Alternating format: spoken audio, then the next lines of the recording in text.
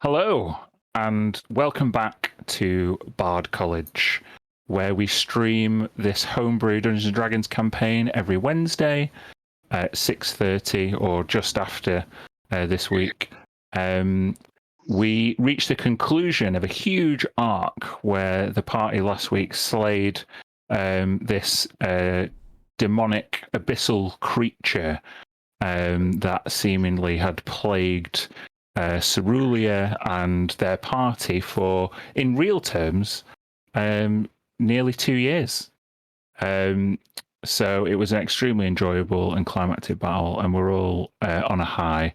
But the party has had a bit of downtime as we approach, finally, Jacob's hometown of Last Hollow. So we're going to kick off there. Well, I'm going to cease with the party introductions this time, just because we're a little bit behind. Hopefully, you know us all if you've been tuning in, or you can watch back. And yeah, we'll crack on from there.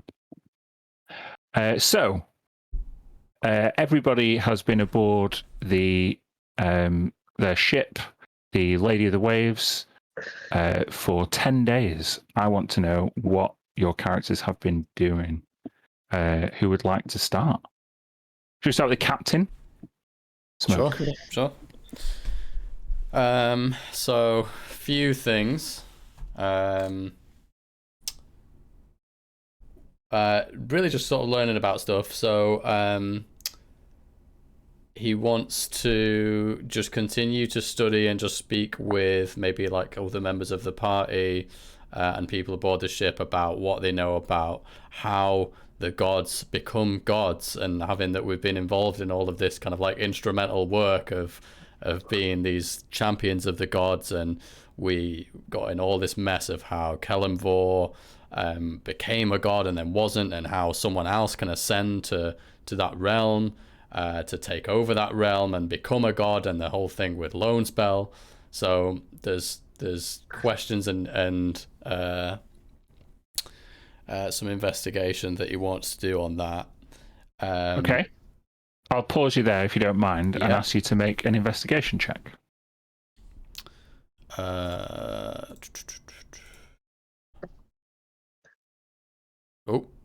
not very good. So you decide that the person who is probably most well educated in this area is Shamselvuk, and you repeatedly summon him over the 10-day to talk about ascension, deities, etc. But every time you have collared him, he has been suffering quite badly with seasickness. He keeps promising to get back to you, but over the 10 days, it just doesn't happen. Shamselvuk. Anything else you wanted to accomplish? Yeah, there's three things basically, so that'll be one. The second one is speaking with Lash and learning a little bit more about what is going on with the orcs, and given the history that he and Lash have been through, kind of weighing up whether some allegiance or some ushering in some discussion and some discourse between Tabaxi and the orcs is realistic or not. Okay. And how Make that might work. a charisma check, straight charisma check. Charisma check. It's just a flat roll, 13. Okay. Lash tells you that, well, you already kind of know that orcs, just like Tabaxi, are also native to Cerulea. Yeah. And she tells you about the fraught and factional history. The clans, as far as your experience in the Tabaxi clans, are mostly cooperative, whereas different clans of orc can be quite competitive and even adversarial. She is from Uduch in the Sunder Forest, which is a relatively expansive clan of orcs. However, they kind of operate in the shadow of the orc capital which is Darkran. And Darkran is beyond the mouth of the Blue River that you would have actually sailed past. So it would have been a nice kind of an evening spent kind of looking to the horizon where she points out Darkran. Darkran is where the brutalists, most renowned and most fearsome orcs reside in their chaotic hierarchy. She says that an alliance between Darkran and Tiger's Watch would be almost completely incompatible unless there was an existential threat that would bind them both together, which thankfully you seem to have overcome in the recent past. Yeah. Okay. Anything else? Yeah, the third thing that he does is whenever there's a quiet moment in his quarters, he tries to pray to Urkashindi and begs for a response, having that he's never had any kind of real connection. He's been told by Malar that Urkashindi doesn't exist. He's left his tribe and his clan's people and left behind all of the practices of prayer and meditation. So he quietly and desperately prays to Urkashindi, hoping for an answer during these 10 days. I'm not going to make you roll because it never comes. Okay.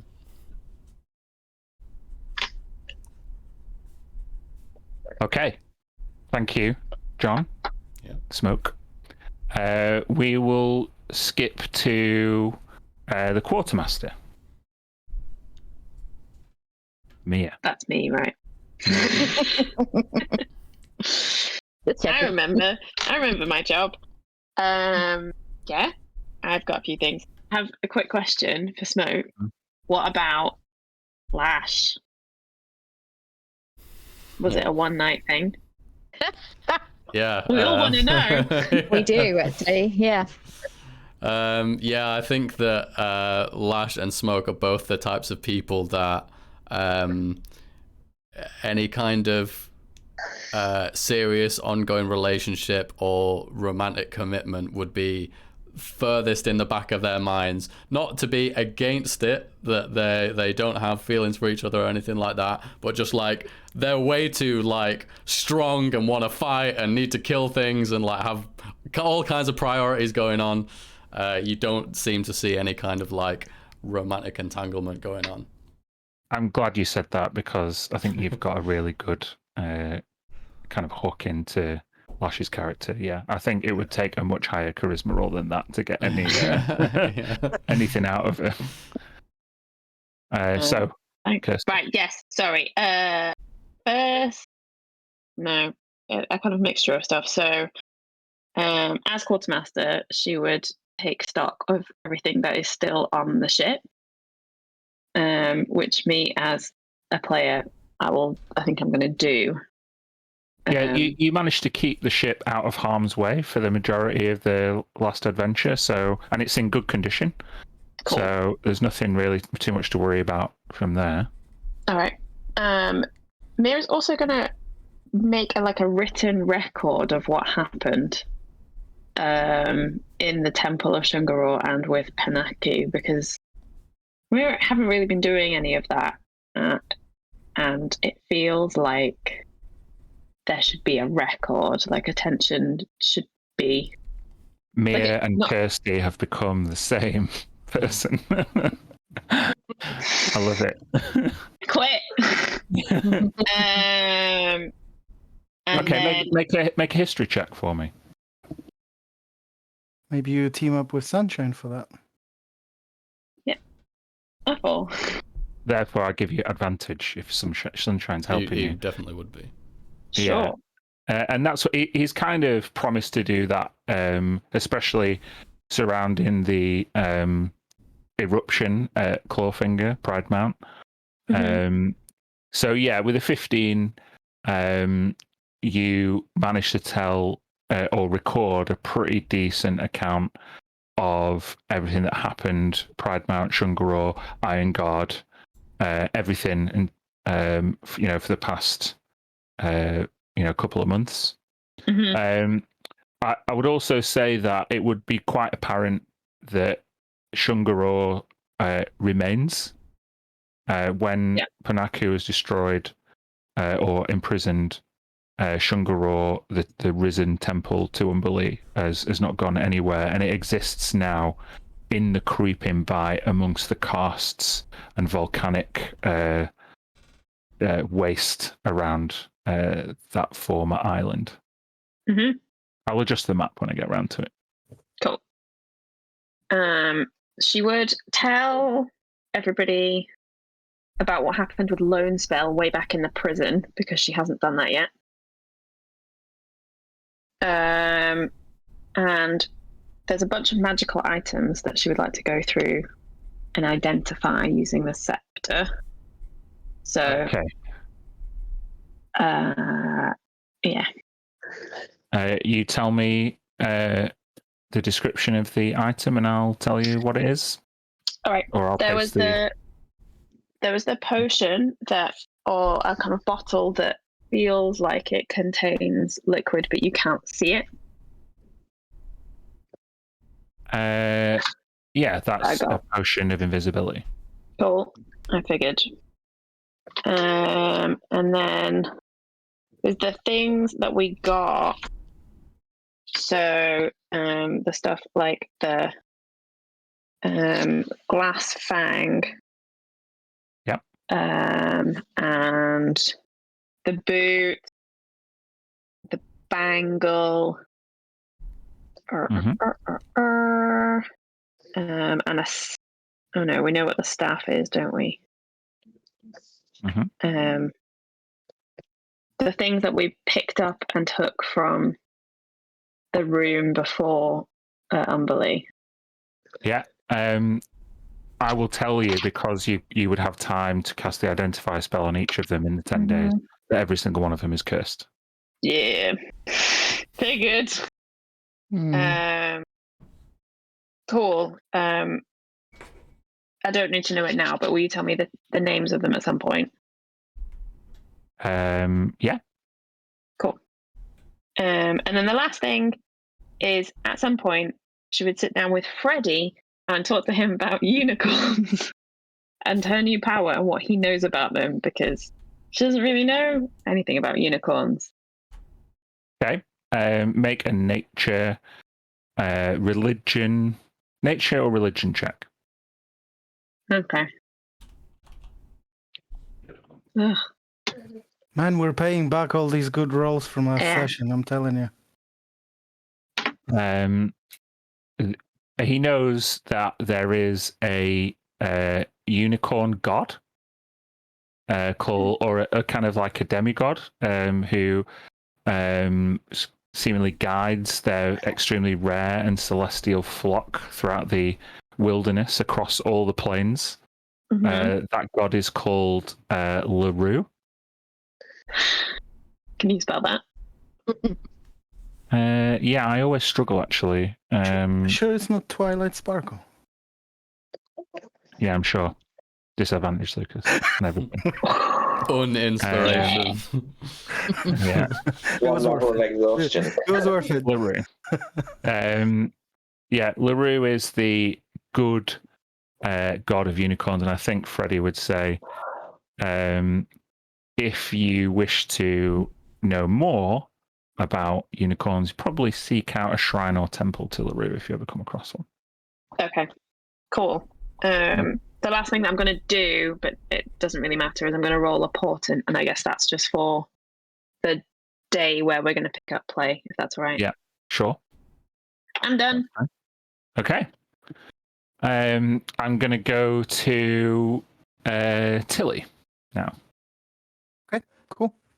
I think she's got she's got three things. The primary one is unsurprisingly the fate of Trazumin, right? So when they're back, she's right there. She's trying to figure out how the feat of Panaku has affected him, whether this is helping. She'd use all the highest level magic throughout the 10 days, your regenerates, heals, whatever, to see if she can bring him back.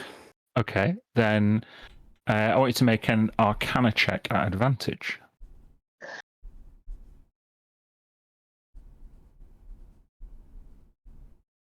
Hey, +0, but yeah, crit. got a crit. Oh, Yeah. nice. So with your crit, you are I mean, when you first reboard the Lady of the Waves, your captive sea elf compatriot seemingly has gone into a seizure and passed out. He's still alive, but it took some days, even with your healing magic, to recover. After spending some time kind of interviewing him and trying to check what he remembers about both of his experiences, what one's corrupted by Panaku and previously, with a crit, you discover that this Trazamin is not the Trazamin from your reality. He does not. He doesn't recall anything that matches your experiences prior to Silvercrest, or before you met him in the Hag Cage. He is from Jadewater, but he doesn't remember meeting you really. He wasn't a druid either, as far as I can tell. Yeah, he does have some druidic power, but he wasn't the what he was seemingly wrought here by Panaku as a bit of a trap. Would I think that means there's another Trazumin in this reality somewhere? It's my Trazumin, or yeah, your Trazamin you left on the docks at Silvercrest, and where they are you don't know. Okay, so yeah, obviously it's she's very sympathetic, and she'll assist him, bring him back, and tell him that we're gonna approach Last Hollow, and he can do whatever he wants, or he can stay on the ship or leave whatever he wants. I think he would deign to return to Jadewater and would find the next ship across the Narrows, quickest way back, maybe across the Elven Peninsula. Right. I offer a transport via plants to him, to either East Cliff or Windacre, if that makes any the journey any closer for him. Yeah, make a persuasion check.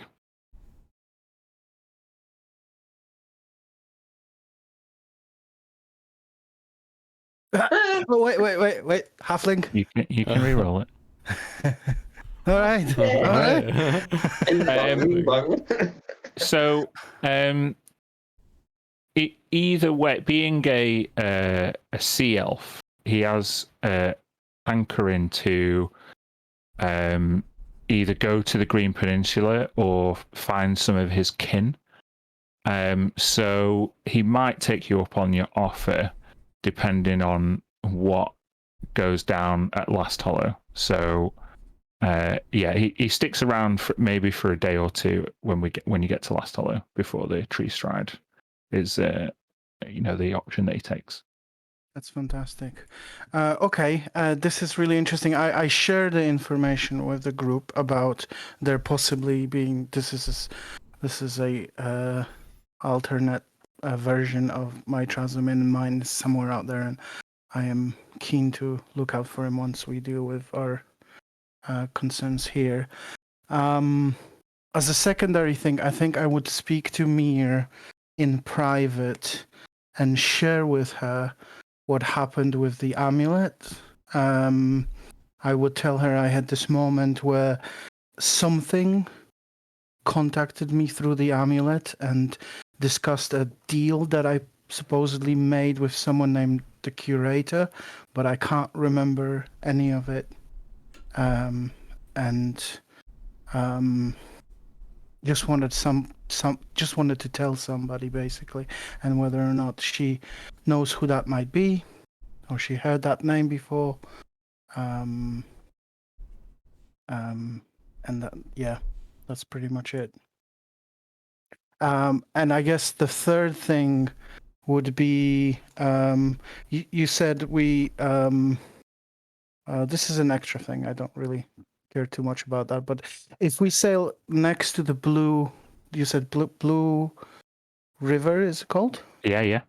Yeah. You see the mouth of the Blue River. Yeah, I'm looking at the map. Yeah, exactly. So there seems to be like a lot of vegetation according to the map. Would I be able to pick out a tree for any future? I think what I decided is if you want to go and use a tree, i.e. a tree that you can reach into and teleport through, you have to, you have to get very close to it. I'll let you make a perception check at disadvantage, but the DC, I'm going to say, from distance is going to be 20. Yeah, sure. I'll take it. And I think that's fair. Right. Yeah, so no, that would have been disadvantage anyway, so no. Yeah. You probably don't want to tree stride into Darkren territory unannounced anyway. Yeah, I think that makes sense. And we can always travel there if we need to. I think that's it for me. Unless I don't know, Kirsty, is there anything that Mir would have shared regarding what I said, or? Mia does know, right? Yeah.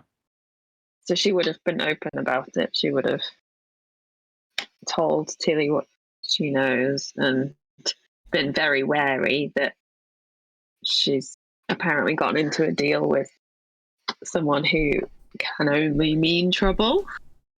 Yeah. Would you make the connection with John's other player character?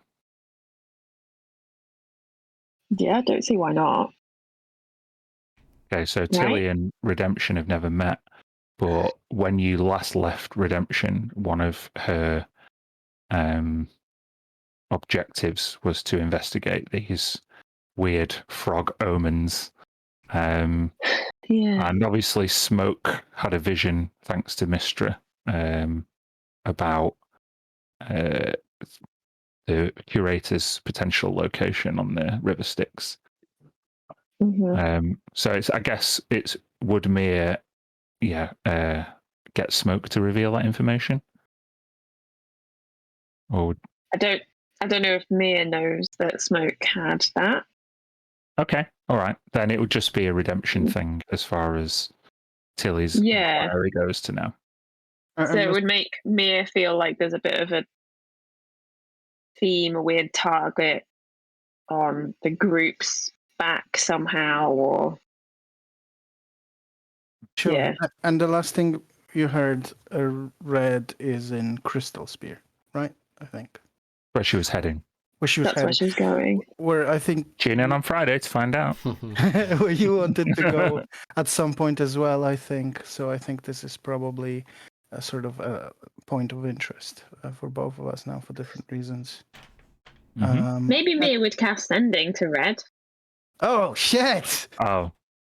Well, ask me, tell me what she would say, and I will do the answer once in Friday's session. So I will give you the answer to that send-in to any questions you have via Red after Friday, if that's okay. Okay, then maybe I'll think about my question and the wording of it, or what she would say, and send it in the group. Sure. Fun. Thank you. Okay. I'll move to Tisha now, if you don't mind. Yeah. So Tisha has been reading a lot. She has read the Library Book of Libraries. She has read the poetry book that she got from Vashad. She knows a lot about libraries. And she's been told off by Freddie for not using Shield, the staff that he gave her, enough as a reaction. Just FYI, everybody on that one. So that has happened. She's also massively done some more research into creating bombs. She knows now that she needs a pound of iron and a wick and a string and cloth to bring this to life. She's got proficiency with alchemy tools that she got from that Varde Meckham head visit that she took herself on, and she wanted to know if she could have visited again to kind of learn more about the bombs, to get to that point of knowing what she needs. Yeah, so mechanically, over a long rest, you can swap out your proficiency with alchemy tools for a different tool proficiency. But using it again to enhance your knowledge, it won't make your rolls any better. But yeah, I'm going to say over the 10-day, you would have learnt how to make alchemist fire. You just wouldn't have had the components to try to make it yet. You can imagine in time that she'll come up with goggles and like black over her face, and she'll have been experimenting, but she's not there yet. So she's been learning that and doing that as best as she can. And then she's also been sharing her family tree with Freddie. Now, spending lots of time with her husband, but also with you guys, just kind of talking through that and the 10 days to chat about this shit. So that's been happening. And then can I interject there just one slightly? Freddie would be when you talk about your elven heritage in House Montenay, he would realize that he's the first person to marry into House Montenay in at least 3 generations who's not an elf. So well, yeah, and I'm not sure how I'm not sure Tisha cares, obviously, but I think Freddie might raise the prospect of some possible derision against the kind of pure blood elf nobility if you are to ever meet, for him being human and you being an elf. Oh, if he doesn't care. No, Tisha doesn't care. No. Okay. And then finally there was the book of combat moves that I think we should have all had a go at reading during the 10 days as well. So just wanted to get that. Okay, that's going to be. I didn't expect that to come out, but obviously it definitely could have done. In lieu of a combat session, which we may not get to this session, but I will post you. I'll make you do some rolls after the session, and we'll see what team maneuvers you can come up with. Cool. I'll just make a note to myself. We also, if I remember the wording on the item, we stock up all the knowledge of these until we next level up. Yeah. So we don't get the maneuvers till we won't have them in next combat anyway. So. Oh yeah, but you have leveled up. So yeah. Or so would we include it in that? I will let you include another maneuver. Yeah. So we'll roll to see what maneuvers you all learn. You'll all get 1 each, and then you can each choose 1 group combat maneuver. They don't have to be the same one. They can be separate ones to add. If you want.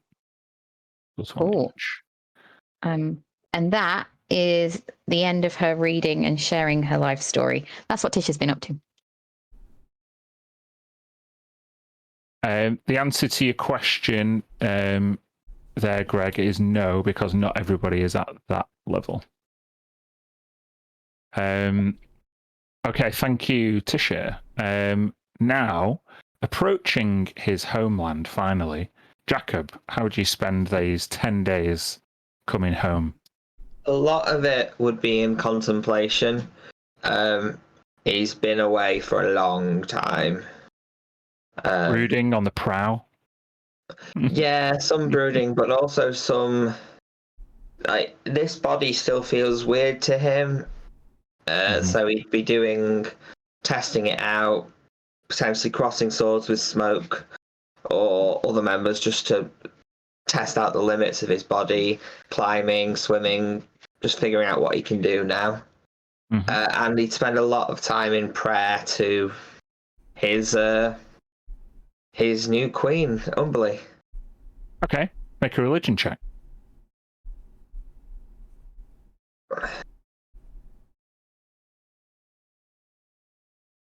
18. Oh, it rolled twice. Yeah, it's all right.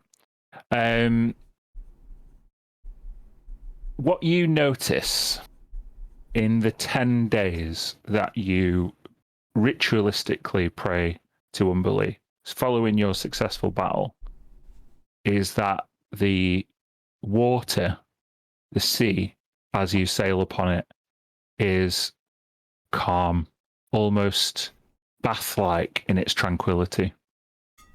It is smooth sailing, the smoothest sailing you could have ever wanted. I'm sure Mia, as the quartermaster, would have remarked how much more quickly you've arrived at Last Hollow than expected. And yeah, the wind is behind you, the water is calm. You would see this as a blessing of Umberlee.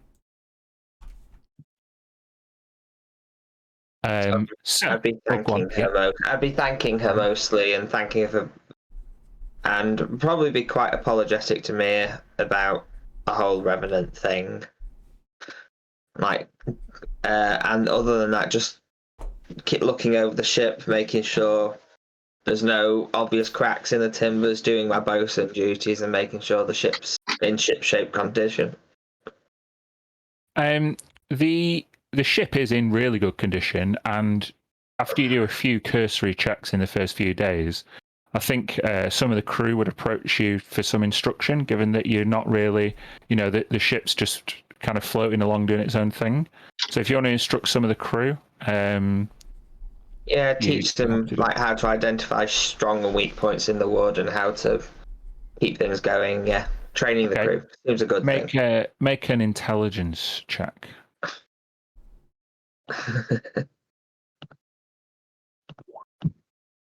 You know what you're doing, but you don't convey your methodology very clearly. And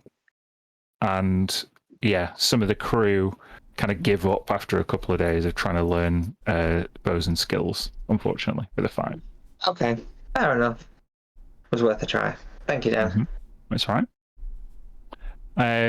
All right. I think we're ready. The Lady of the Waves, traveling at pace towards the northwestern isles, becomes visible to the dockmasters of Last Hollow. These dockmasters view your ship from atop a 300-foot tall waterfall. You can see now that Last Hollow is not a sea level based port like Silvercrest is, but is curious in its positioning on top of a cliff face where the settlement is perched almost on the precipice of this 300-foot high waterfall. The noise gets louder and louder, and Mia checks 2 or 3 times, but the lighthouse seems to signal for the ship to come closer. With your passive insight, you follow those instructions, and the ship drops anchor at the mouth of the waterfall, almost like Niagara Falls being engulfed in some of the spray. At that point, the fall cranes are activated, and these massive cranes lurch over the end of the waterfall and drop multiple ropes and fixings over the 300-foot waterfall. Some crew members, some human, some gnomish, are attached to these ropes, and they bid you welcome before attaching the different pulleys and winches onto the boat. And a kind of a young goblin with wide green ears and lots of kind of tools, kind of like a jacket with lots of different pouches and a harness, would come up to you, Smoke, and say, hello, are you bound for the Overcity or the Undercity? Greetings, Jacob. The Overcity. The other city. Right it you is. are.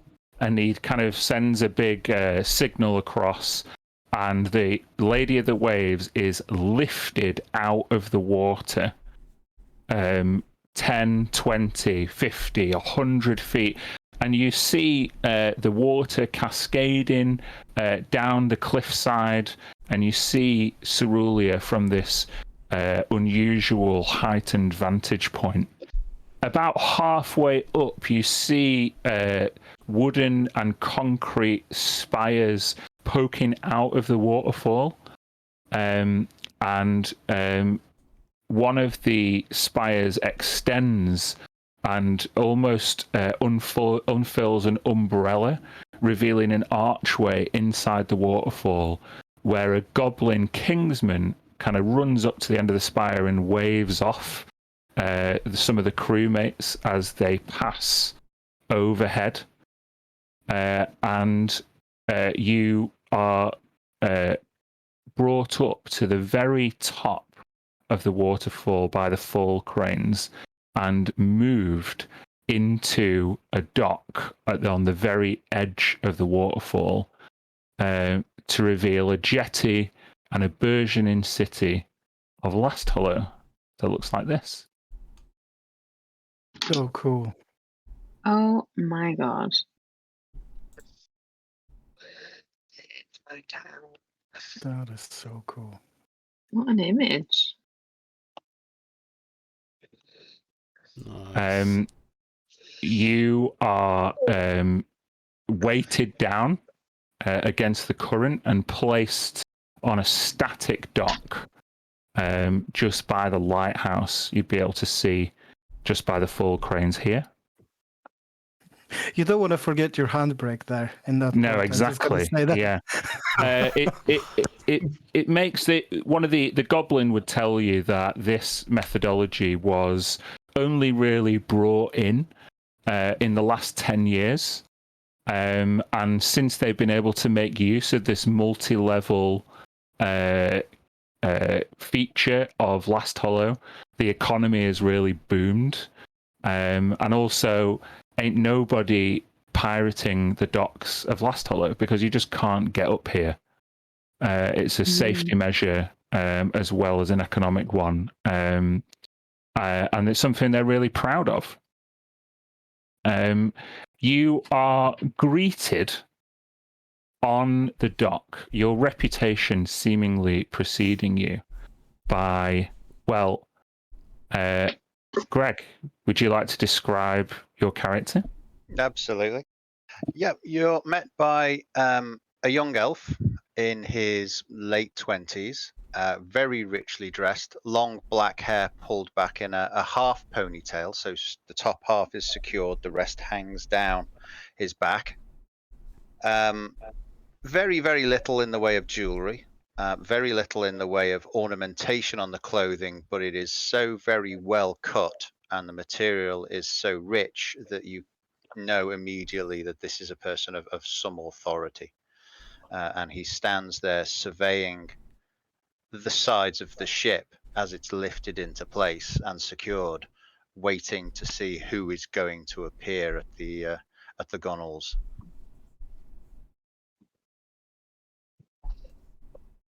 And who might that be? Jacob would look to Smoke and say it should be one of us, either you as the captain or me as from here. I nudge Jacob forward. It's all in from here. Great. So I'll step forward to the gunwales and look down at the dockside and greetings. Well, hello there, and who might you be? I am Jacob Lecheria from. An easy claim to make for a random traveller. I have my father's seal and this sword. He draws the sword to show the Lecheria crest on it. So a random traveler covered in scales and fangs with 2 stolen trinkets pitches up at the docks and claims to be the heir to the ruler.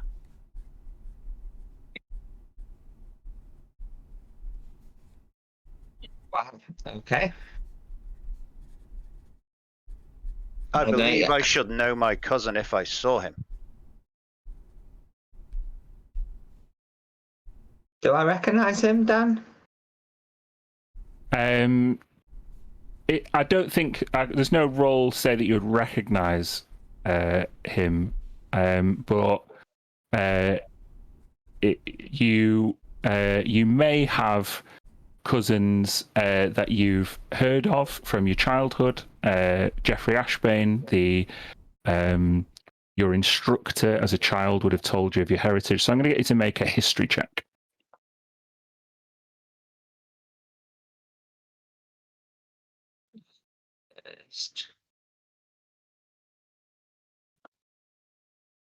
Yeah, with a 17, you have cousins in House Bremini and House Savory, but just by looking at this person, you wouldn't be able to identify him as either or. You would probably recognize the Savory crest, though, on his personage, just which Savory he is. I'm sorry, cousin, I don't know you. I see you're from House Savory, but I met very few cousins during my childhood before I left. And it's been 30 years since I was last here. I doubt you'd recognize me either. I have seen portraits of the true Jacob Lecheria. Who you are, I have no idea. And you should know Gilcrest, younger son of Inathon Savory. Well met. I am who I claim to be. I have no proof other than this writ from my father, instructing us to go and see him about a matter of some importance. I'm a Star Seeker, member of... He sent a letter to Silvercrest many moons ago, asking for assistance. Do you still have that letter, Jacob? Yeah, he left it in his cabin. Okay. So I would actually still have the letter. Okay. Requesting our assistance and that he had heard of us and what we'd been up to. We come from, with the blessings of the council at Silvercrest, and with trade goods and other items.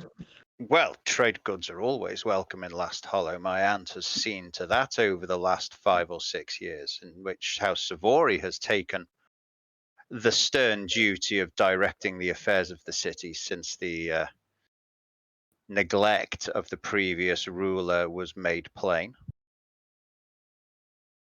What did he do? Anyway, there's no place to talk about such matters. Do you wish to come aboard? I do not. If you wish to come ashore, you may submit to our custody while your claims are verified. Very well.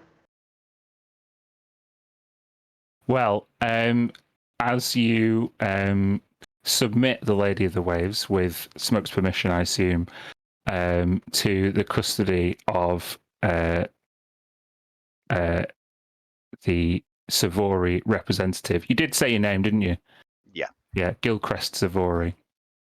Then that'll be a good time to take a break for 20 minutes. So yeah, we'll be back after a bite to eat and drink, and we'll see you. Thanks everybody for joining in 20 minutes. See you soon. Bye. Stay on for a second. Gareth, stay on. Yeah. Oh, Gareth, stay on. Okay. Yeah, Gareth. Tech.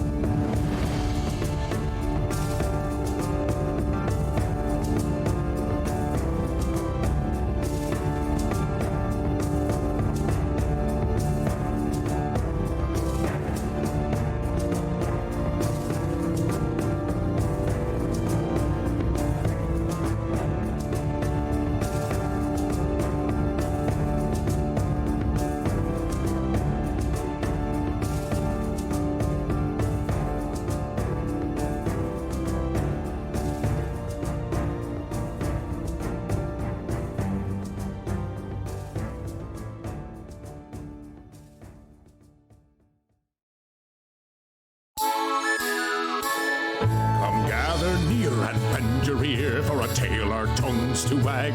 For she who'd led us towards the light, the ballad of the white stag.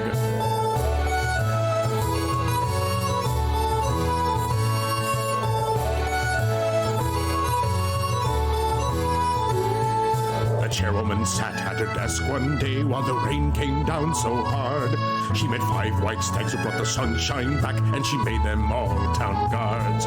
She was crossed by a gnome who armed some bombs that would make the docks into a pond. But the stags were too wise for the tiny gnome, and they sent him back to Gond. So come gather near and lend your ear for a tale our tongues to wag. For heard we not had stayed the night, the ballad of the white stag.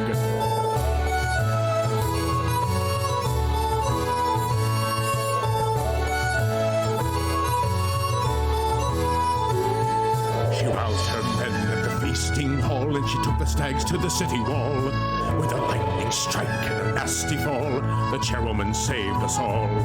When the nightfall came and the chanting stopped, and I nearly spilt my drink, for in the dark with Mistress' aid, she turned the walls to pink. So come gather near and lend your ear for a tale our tongues to wag. Thought heard we not had stayed the fight, the battle of the white stag.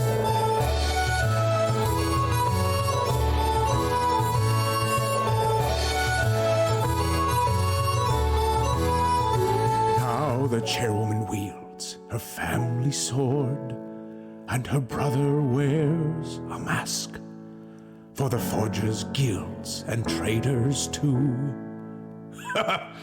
There's not too much to ask, so come gather near and lend your ear for a tale our tongues to wag. You better tip your glass, 'cause she saved our ass, the battle of the white stag. So come gather near and lend your ear for a tale our tongues to wag. You better tip your glass, 'cause she saved our ass, the battle of the white stag. Hey ho!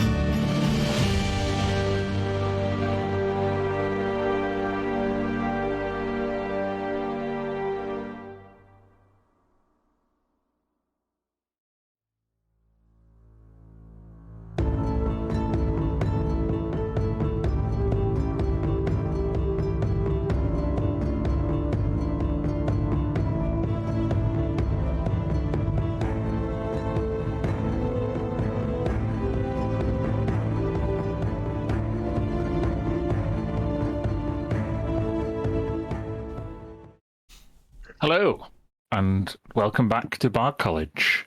We'll pick up just after the arrival of the Lady of the Waves and the party to Last Hollow, where they're greeted by the very well-dressed Gilcrest Savori after they submitted their ship to inspection.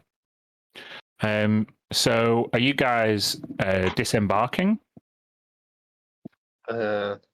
Would they let us disembark while they inspected, or would they expect to stay on ship until they'd inspected, like they did at Iron Guard? Not Iron Guard.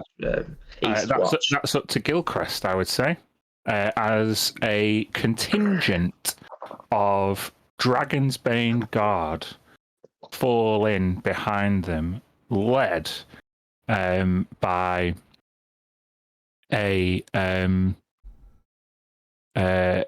an older-looking elf with unkempt stubble and a messy goatee, dark hair tied back into a ponytail, and piercing blue eyes. Comes for an update, and he leans into Gilcrest. Nephew, some new arrivals. Indeed. This one claims to be Jacob Lecheria. I thought exactly the same thing. Look at the scales. Goodness me.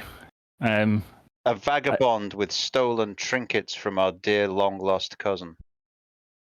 Not that we haven't had a few pretenders over the years, but he's certainly the most curious looking. Oi! Lecheria! Let's have a look at you. Step forward. Come on, don't be shy. And he beckons you down to the jetty. I'll acrobatically jump down. Make an acrobatics check.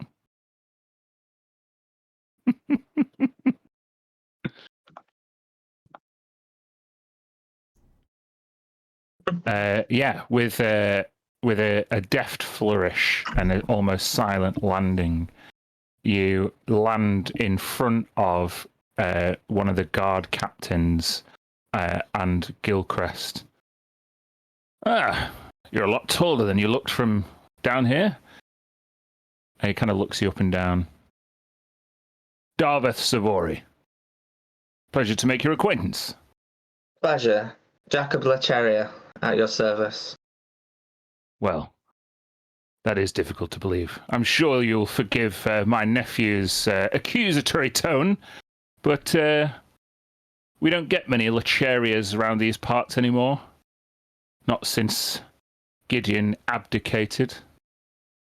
He abdicated? I was sent this, and I pulled the letter out from my pouch.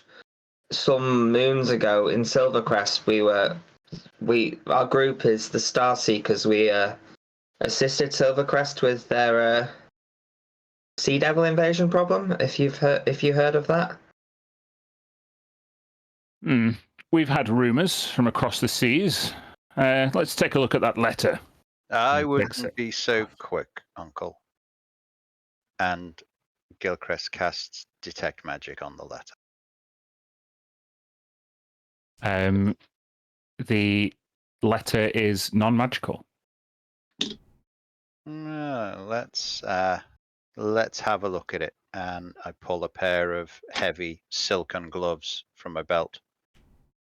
It doesn't pay to be too careful with these ne'er-do-wells. Right you are. That's why you're the Chamberlain. And I'll put the gloves on, take the letter, and give it the once-over. Make an investigation or perception check, whichever you want.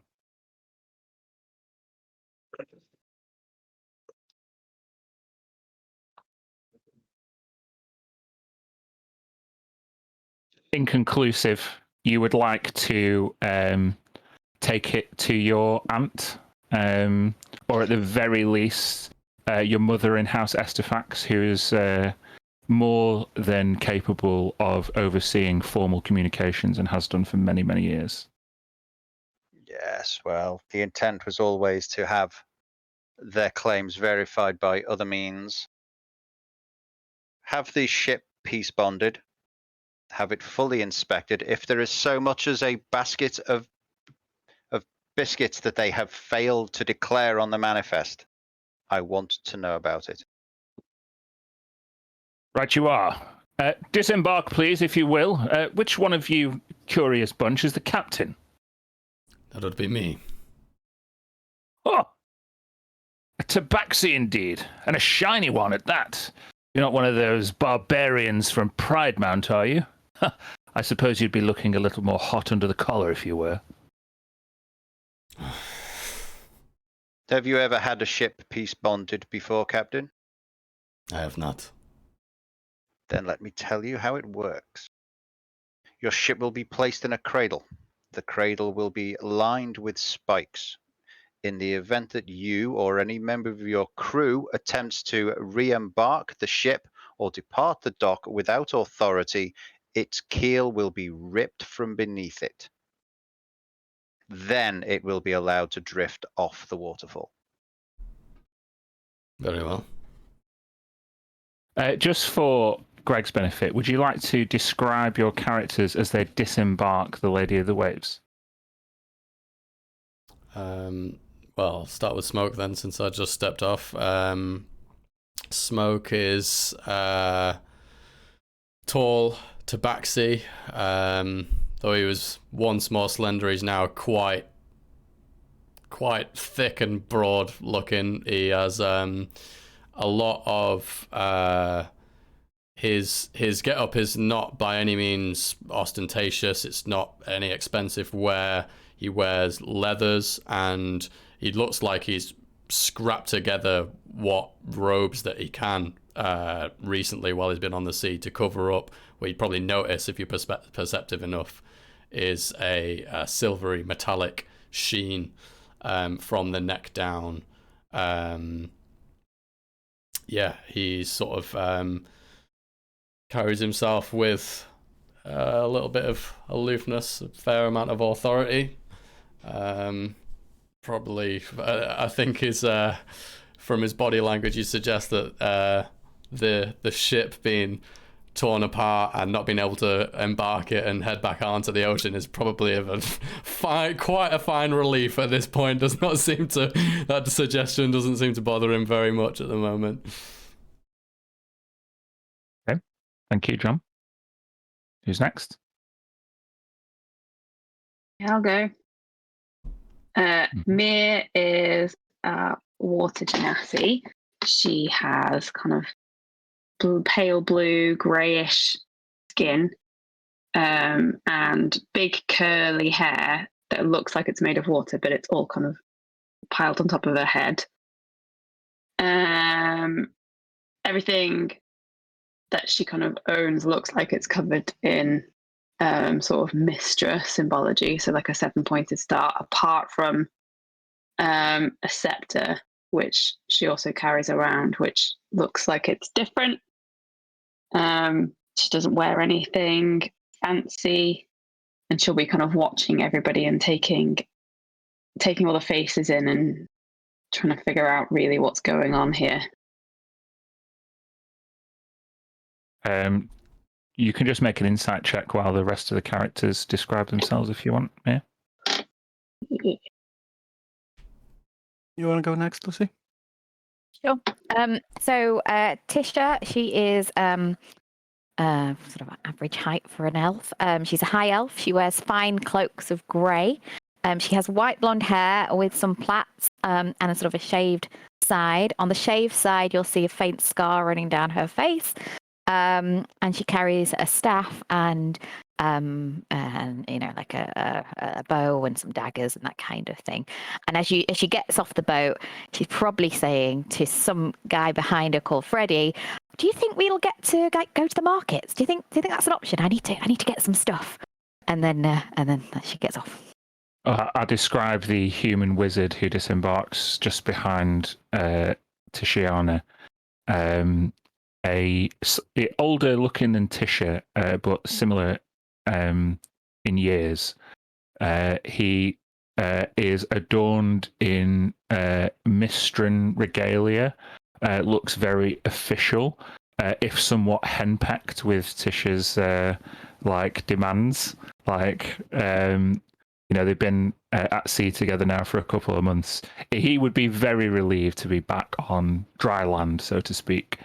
A young official from Silvercrest, basically. On sight of Tishiana's features, Gilcrest would turn to Darveth. Do you see the resemblance? I'm going to make him make a perception check. Bear with me. You wouldn't think she was a Montenay, would you? The resemblance is certainly there. Well. I wasn't aware we were receiving such esteemed company, if that is indeed a Montenay. Have the troops display at least a certain amount of courtesy to this one until we establish exactly who she is. Right you are. Shall we continue? Jacob, we've already had a little bit of a description of you, but do you want to just add any finer details? Yeah, so obviously, he's tall, vaguely human looking, but obviously he has these fangs and small scales dotting his face. Green eye, very bright green eyes. He's dressed in quite fine leather, has the symbol of Umberly on a chain around his neck. He's carrying one visible weapon, which is a sword strapped across his back. And Tilly waiting for assistance, jumping off the very large boat. Yeah, she's disembarking last. Tilly is a very young-looking halfling girl with light blonde hair, yellow in color. She's wearing a green blouse and an orange dress. A bit of a brown leather on her torso. She doesn't carry any weapons, but she does have a shield that looks like it's just been taken straight from the tree bark. And just behind her, as she steps down, there is a giant black Rottweiler that's almost as high as she is. And stepping small steps just behind her as well, on the other side, is what you think is a giant compared to normal sized mushrooms, walking mushroom. It just follows her behind. About a foot tall. Yeah, giant in terms of versus normal mushrooms. She's looking around with amazement and curiosity, and she's looking a bit out of place with the rest of these killers. Darveth, have a muzzle broad. Right you are. Oh, there's absolutely no need. He's friendly and will not hurt anyone, I promise. I am not prepared to take your word for it, stranger. The dog will be muzzled, or the dog will remain in a cage here on the dock. 1 second, maybe I can convince you. And she'll quickly cast a spell of Speak with Animals. I will counterspell that. Counterspell. There will be no displays of magic on this dock. Oh, I just wanted to talk to my dog to show you how friendly he is, and he really. Or maybe I could just explain to him why he has to have the muzzle. I wouldn't. You are a stranger here. You will obey our laws. Tisha just jumps in and says, "No, we don't. He really is friendly. Really." I don't know if you want to do a contested insight persuasion or if you're not for budging Gilcrest. And you might be? My name's Tisha. And these are my friends. And that dog is very friendly. And your lineage?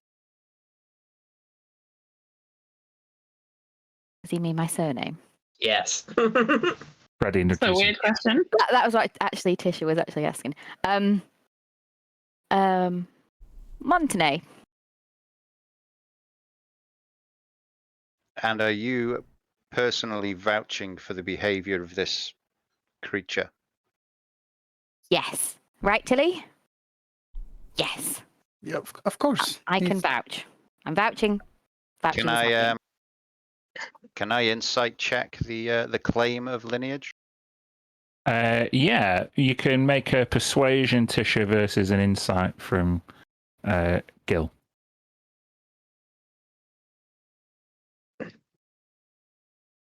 Oh yeah, you. The way it's not even in what she says; it's how she says it. She carries herself almost instinctually with the poise of a high elf and speaks very eloquently, enunciating. Even if she takes umbrage at even the slight glance of suspicion that you might have. This is a Montenay. The Very well, Lady Darveth would place a silver piece in your top pocket, Gil, and pat it. Looks like you were right, nephew. Well, it behooves the Chamberlain to know exactly who he may need to deal with in future. Plus, the portraits help. Indeed, I think there really is one in the castle somewhere. I swear, although the hair was a different colour, you'd look a lot lighter than you've been depicted in Tishy? Tisha? Tisha? Tishiana, I believe. Tishiana, I'm sorry. Well, Tishiana, if your compatriots, your crew members, pointing back to the NPC crew, including Libby and Shamselvuk, etc. If your crew members wish to take a rest, they'll find guarded company at the last watch. And he points across the waterfall to an inn that is perched upon maybe a 30, 40 foot jutting out rock. This inn has view of the entire dock, and the implication is that many of the City Watch keep their perspective fresh and clear from up there, and it will also house any guests that need to be kept an eye on. I think we may need to tell Amarith that her cousin is in town. Hmm. Well, I'm sure family politics is always your forte. I will see to it that the ship is inspected, and we will, I guess, put our heads together in terms of this one, and kind of judging, kind of nodding towards the presented Jacob Lecheria. Indeed, I'm more inclined to extend courtesies to Lady Montenay than to this mountebank. Excuse me. So does that mean he's okay to enter without the muzzle? Is that okay, sir? Do you understand the risk Lady Montenay has taken by placing your animal under her reputation? No, but I can assure you, he's Then I not good. suggest you educate yourself rapidly. Humphrey Okay. sits there, mouth agape, tongue hanging out, wagging his tail, just looking at everybody like Just spit coming out, literally. Yeah. Just My God. she Humphrey, really? yeah. yeah. But one of my other half's bunnies is called Humphrey.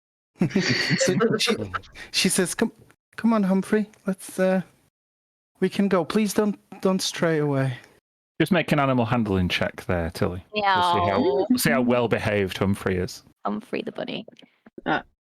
Oh, resolute and disciplined, and he never strays more than 1.5 feet from your side. Even though the size he is, he could outrun you in a matter of seconds. He is happy to be by your side, and all the smells, like you see now a little bit more of Last Hollow. Silvercrest was quite industrial and a bit smaller than Last Hollow. This place is absolutely lush with greenery, intersecting like multi-leveled city. The water that courses through the city, through the river, which is called the in my notes. Oh, it doesn't matter. It's the river. The river. It's there somewhere. I'll find it in a minute. But yeah, the water that courses through the city just kind of breathes life into the city, and you're so high up, it feels like fresh air. It's almost intoxicating and beautiful in equal measure. Quick question. Can I check? Oh, sorry, you go first. I was just going to check what I got from my insight check. Your insight check is that although suspicious, these guys are not shaking you down. They are doing their sworn duty. Cool. Fine. I had a quick question about looking at the river and as it exits. Is there some sort of protection, a net of some kind, or something that would protect like somebody who falls in accidentally from falling to their death? Nope. I think she would make a comment of that. She'd point at the river and say like, "This must be really dangerous for anyone accidentally falling in. Do you get a lot of accidents?"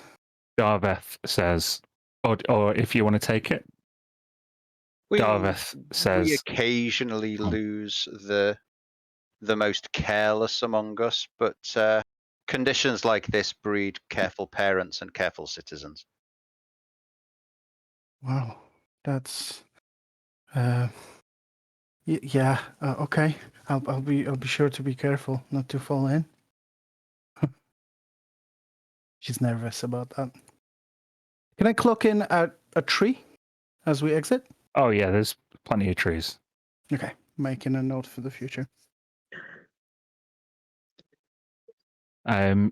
Darveth, the junior guard captain, sets about directing your crew towards the last watch and raising the ship, peace bonding it. Well, in terms of trade negotiations, activities, it's up to you and Gil. What do you want to do?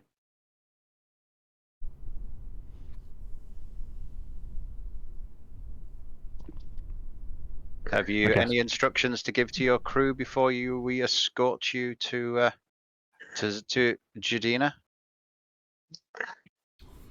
My crew already knows to be on its best behavior. Yes. Then we shall depart. Guards, escort duty. They fall in around the party, maybe 6 guards. The regalia would be familiar to you all, as it is exactly the same as the Dragon's Bane banner that you used in the fight.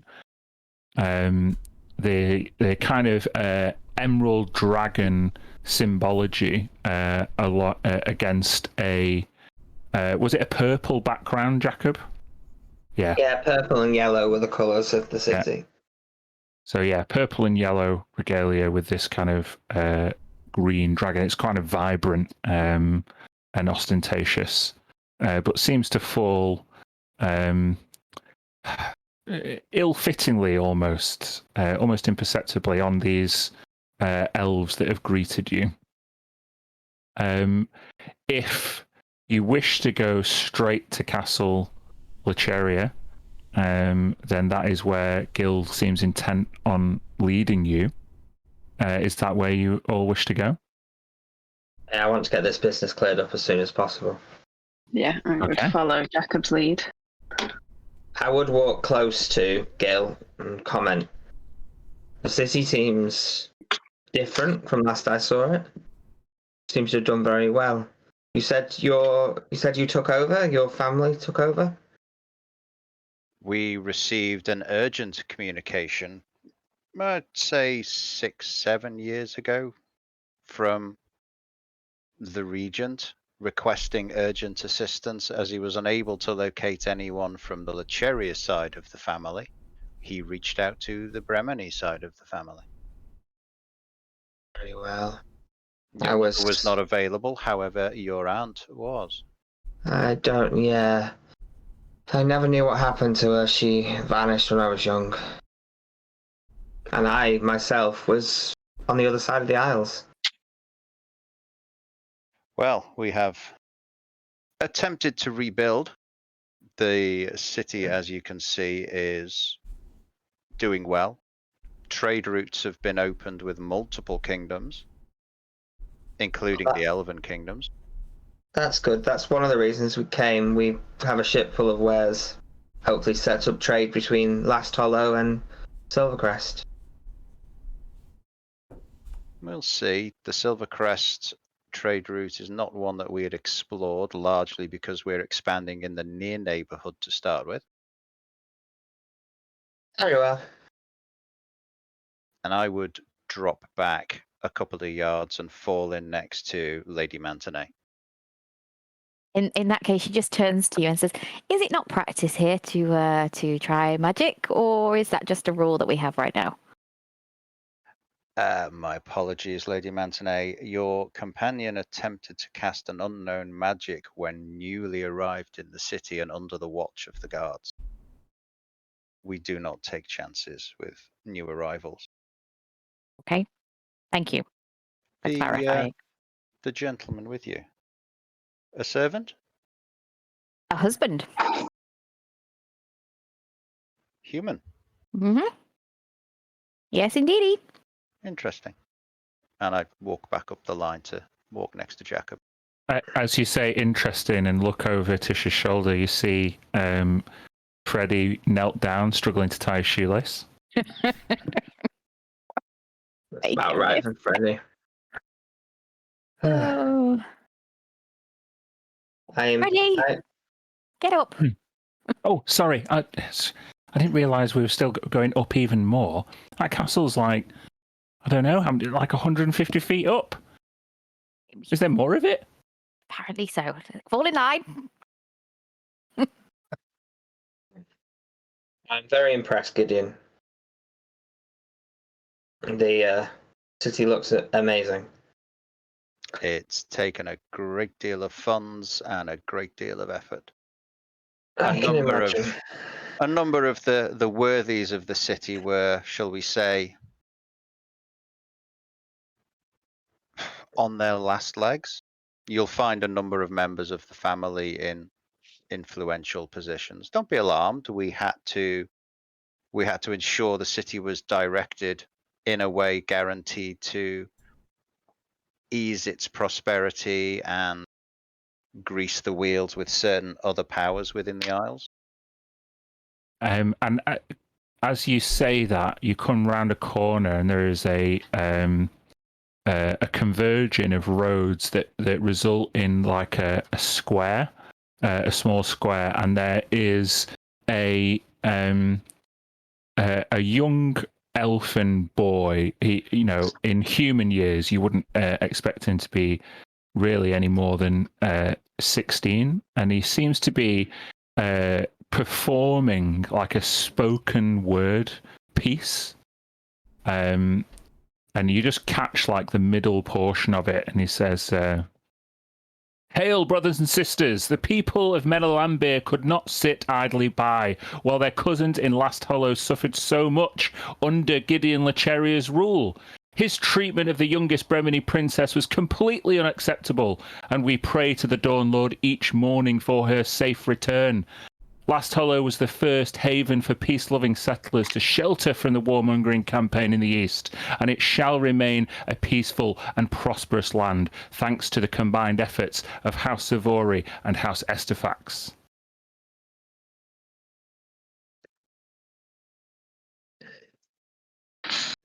So, there is still no trace of her?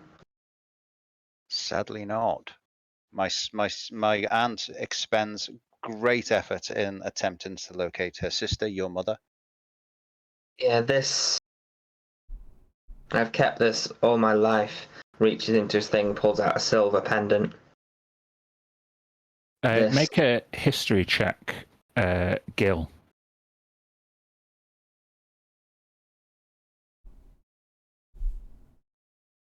Yeah, not amazing. Oh, 21 is good enough. Your suspicions about Jacob Lecheria's heritage might be slightly allayed, although he could have easily have stolen this. This specific kind of metal locket is a traditional birthright gift amongst Thalorian elves, and you have one of your own mother currently residing around your neck. Interesting. Could still have been stolen, but interesting. When I left Last Hollow all those years ago, I took this and the sword, and that was all I took. But I've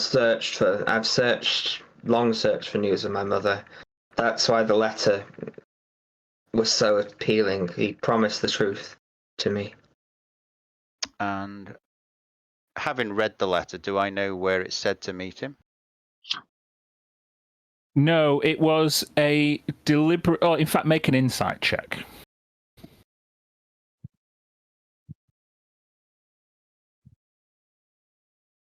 All right, with a 12, there is a curious lack of detail in the letter, which doesn't give credence to his claim. If it really was Jacob's father reaching out to him, there would be more of a plan, you assume.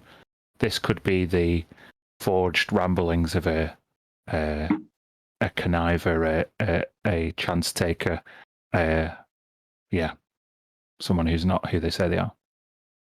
You seem to place a great deal of faith in a single piece of paper. It was, you know, the ways of the elves. It was the way he signed it. He wouldn't. Sorry, just looking through my notes. I've got so many screens going at the moment. Sorry, trying to find it. It's actually still in the handouts. Yeah, you might find it. Called The Mysterious Letter. So you can read it as well, Greg, if you want. Should be there. Handouts. There's a few handouts folders, but yeah, Mysterious Letter. I'll just bring it back I up. don't think I'm looking in the right place. I've got 2 folders open. It's in the Roll20 journal. Oh. I will read it out if you wish. Yeah. Yeah. Jacob, news of your feats in battle travel far. Though you travel under another name, it would behoove you to remember that information was always my second most prized commodity. The passage of time bestows upon us all the wisdom of experience, and while your experiences have brought you valour and accomplishment, sadly it's brought me nothing but sorrow and regret. It seems that your exile has turned you into a formidable warrior, able to defend the Silver City from its enemies. I now ask you to return home, reclaim your birthright, and do the same for Last Hollow. It's time that you learned the truth about me and your mother. Signed, Lord E. Lecheria, Archduke of Last Hollow. What would stand out to you about that letter, Greg, is that E is not G. And whether unless it was some kind of coded message, it could easily be a forgery. Especially with the fact that Last Hollow is also misspelled. Whoops. Oh, that's okay. Brilliant. I didn't notice that. I'm a pedantic bastard. End Oh, of yeah. the paragraph. I missed that totally. Sorry about that. Well, now Why? Uh, You may, under other circumstances, call this prying, cousin, if indeed you are. Ask away. But of course, I must ask, why E? It's his other name, Edmund. He wouldn't respond with his title. To me, it was. He gave it a ring of truth that he would use a more familiar term. It's almost a coded an idea that he needed me, and despite my exile and running away. Make a history check, Jacob. Not my best skill, but I will roll. Yeah. With a 17, Edmund is his middle name, and that's how he Middle name. called. Yeah. Yeah, it's Edmund, his middle name. He preferred me in private, at least, to be called Edmund, because, and that would just made it more real to me. I see. If it was a formal communication or an errant forgery from somebody who wished to tempt me to Last Hollow, it would be signed Gideon. Ah, fascinating. Oh, sorry. Carry on, Greg. So I'm just checking my spell list at the moment. Fireball. Yeah. I didn't ask how close we were to Castle Luceria. I asked to cast Fireball. Yeah. No, I would. No, I think I'd need to do an update to the spell list overnight. I think Gil would be realizing that his current skill set is in need of slight modification with the new change of circumstances. Fair. Well, I tell you, let us continue on to the castle, and maybe it would behoove us to have Lendarin around. Lendarin? The chief historian at Valor Halls. Ah. A family member. You'll like her. Oh, good. One of the guards. Should I send for her? Yes, Chamberlain? do so. Thank you, Corporal. And this Dragon's Bane guard just banks left in a hurry. So you make your way up this spiral walkway 3 times around this central feature of Last Hollow towards, Jacob, your family home, the walls within which you were confined for the first 16 years of your life. You would all see that as we get closer, Jacob sort of seems to diminish slightly. He obviously, for all his bravado, he doesn't feel comfortable returning to this almost prison to him. He wouldn't try and hide that. He sees like a dark cloud over his eyes. He's not happy to be here. Mia would trot up alongside him and go, "We don't have to do this now if you don't want to." It needs to be done. The sooner we can get this over with, the sooner we can find out what's going on, and I can find any trace of her, and we can do our trading and maybe leave. I don't know. This was not a nice place for me growing up. I can see that. It's not the most welcoming feeling. We can pause for a moment if you wish to. It's fine. This needs to be done. Let's get this over with.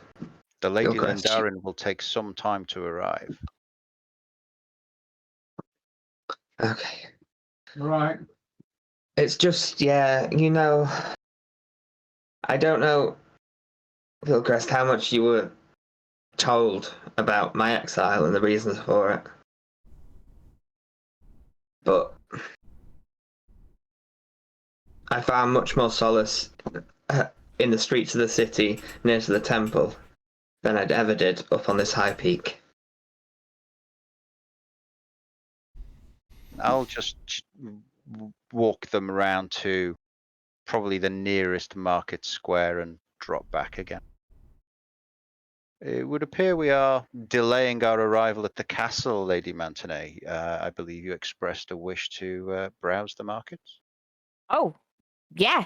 That would be great, actually. And then she turns around to the rest of the group. Are we okay to do that? Is that okay? We got time? We got time? A brief diversion to the West Market might take a couple of hours, like there in the market and back. No big deal. Jacob, what would you want us to do? She'll go. I mean, if you say it will take a while for the historian to come and meet us, then I would much rather wait out in this airy market than I would in a cold castle. I'll direct one of the privates to wait here until the corporal and Lady Lindarin arrive, and then come and tell us that they're on their way up to the castle. Right, you are, sir. In that case, Freddie, we're going to do some shopping. Yeah. Oh, okay. And he kind of like pats himself down. Did I bring my coin purse? Yeah, no, I've got it. It's fine. Right, that's right. And then she would like to go and explore what's there. It's now a shopping episode. I'll be back. The West Market, you would know, Jacob, and obviously Gilcrest would know. This is the market for tourists and traders that arrive by land. So it's like you've gone like behind the castle and towards the West Gate. So the tourists and traders that arrive by land have, maybe come down the mountain or down the river. It's not easy, and thus it's not the most kind of luxurious point of import or export. The way we're going to find out what's here is if 3 of you roll a D100. I'll take one. Hold on one sec. 96 hit points. So do you want to read me out the first? 96. So 96. Okay. As you enter the West Market, a few of the Dragonbane's guard post up in the central square and stand at attention, waiting for further orders from Gilcrest. As some of you kind of just peruse a few stalls, the first stall you come to,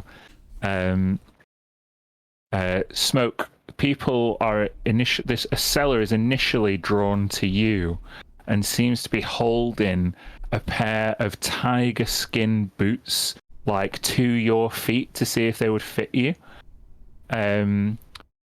Welcome. Walk like a cat in these tiger boots.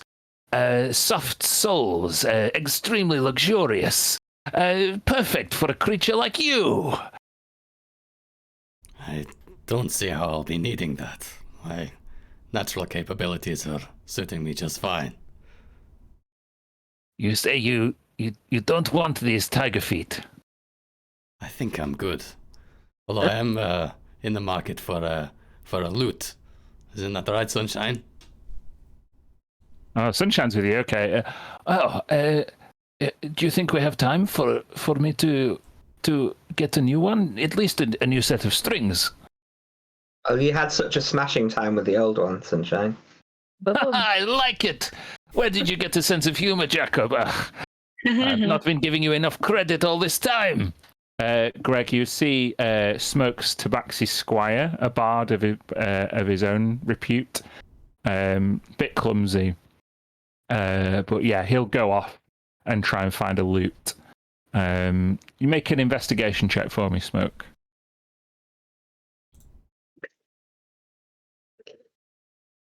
15. Yeah.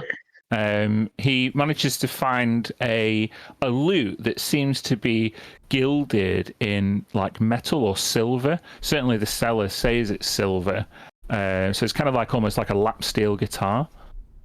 But it costs a little bit more than you would like. It comes back to you, Smoker.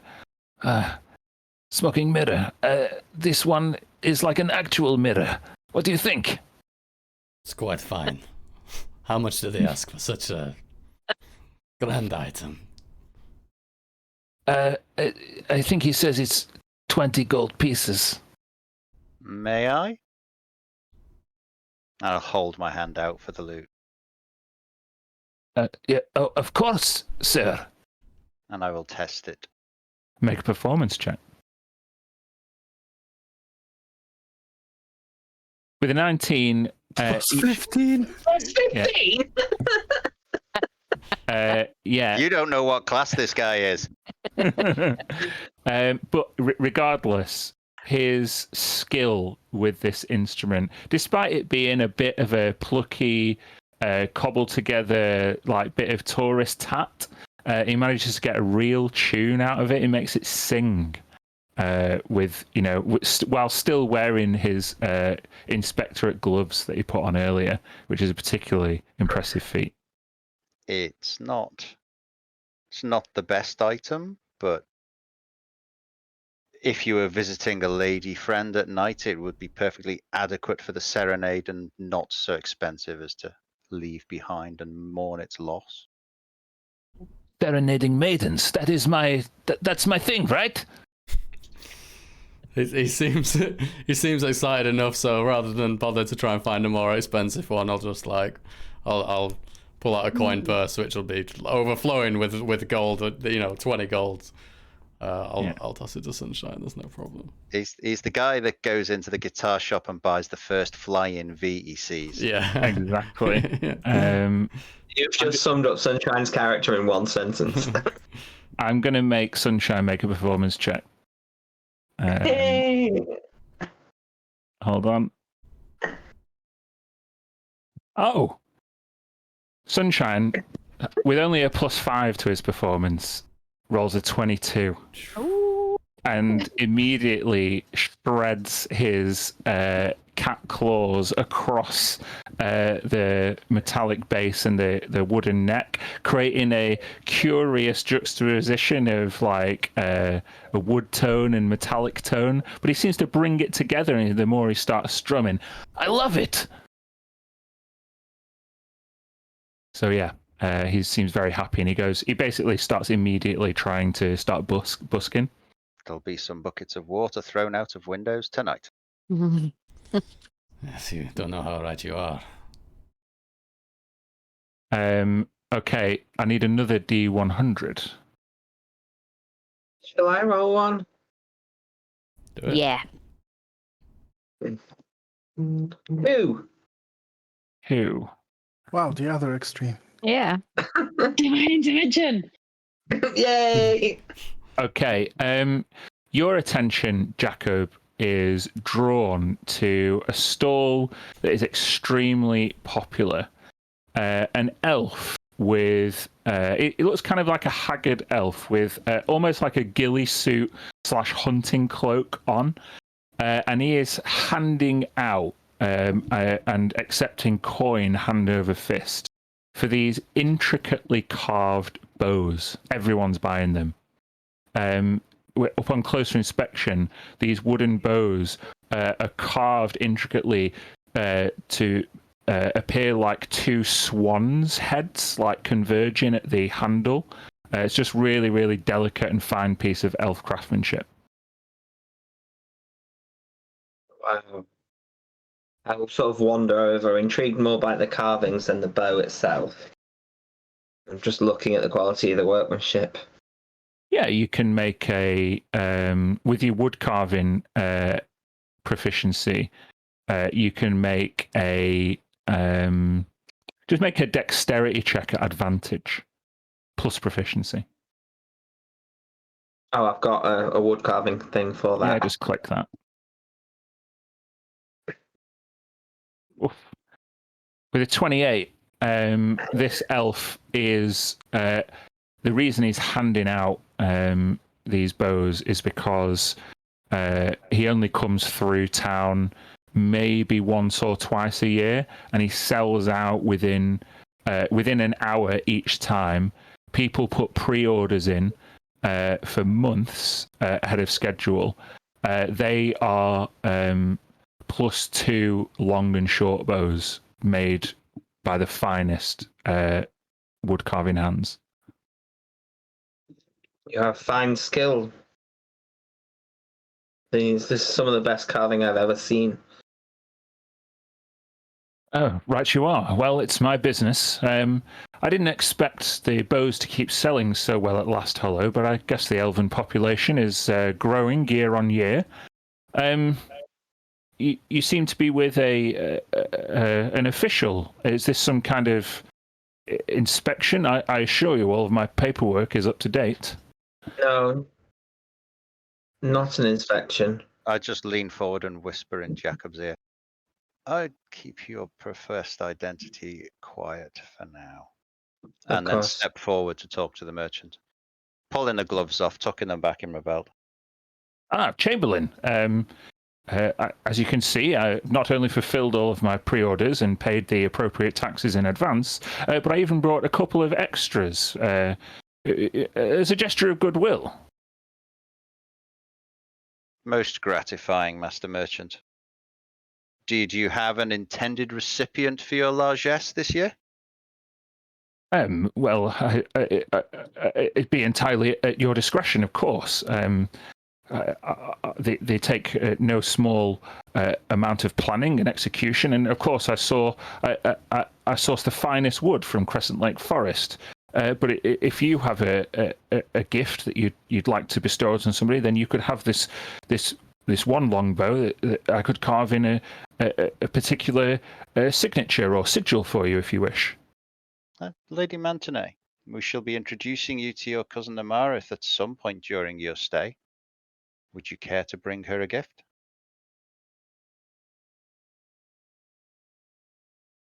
Yes. Yes, I would. I'd also like one for myself. Oh, that would be both of my excess stock. I can have them carved and presented post haste. I'll have to get to work on it first thing this evening. They'll be ready as soon as dawn breaks. You have my promise. I'm happy to pay my way. I can. How much do these go for? Well, you now make an insight check, Lucy.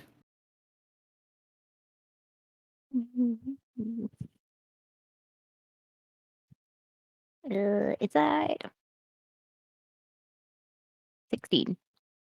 Okay. You can see elven nobility handing over 5,000 gold pieces a go for these bows. And he says, well, for an esteemed noble such as yourself, at the behest of the Chamberlain, I would happily offer you this bow for no more than 2,000 gold pieces. This is where I question what Tisha has.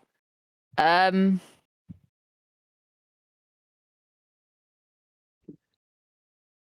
I do. Do you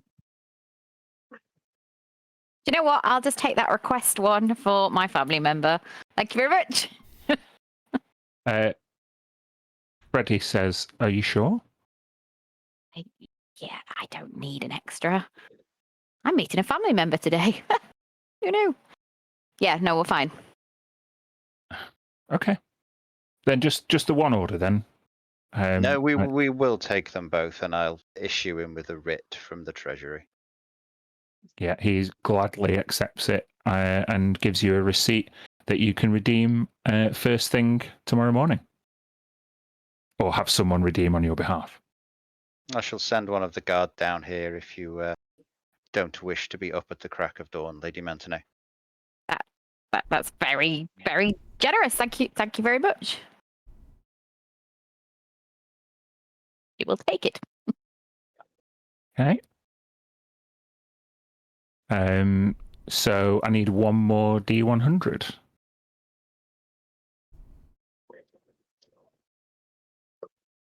Go on, Gilcrest. Our guest has got to have an extra roll. Yeah. Oh, I'm the guide. I'm not the. I know all the shops. That's true.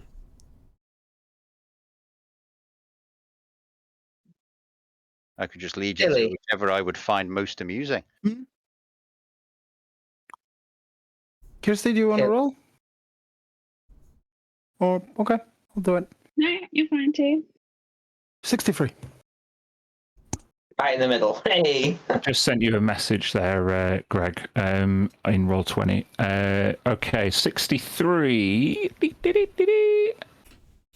63.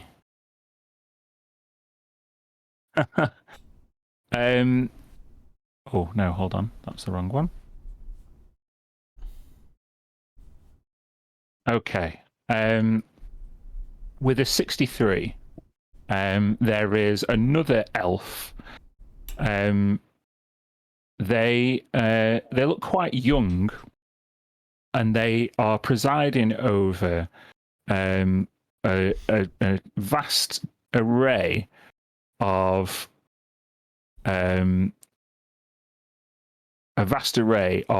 animal cages, different types of reptiles that all seem to be kind of cooped up in different ways.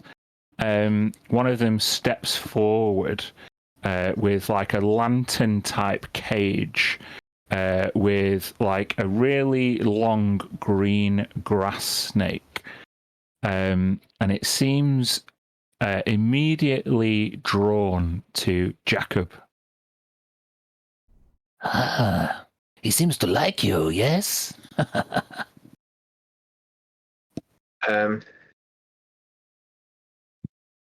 Yeah, I look at this snake.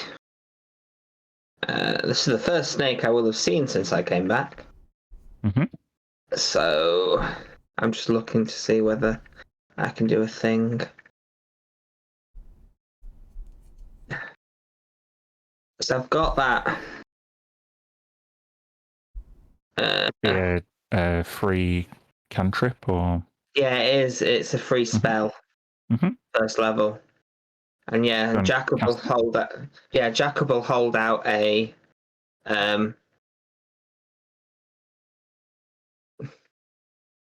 Mhm.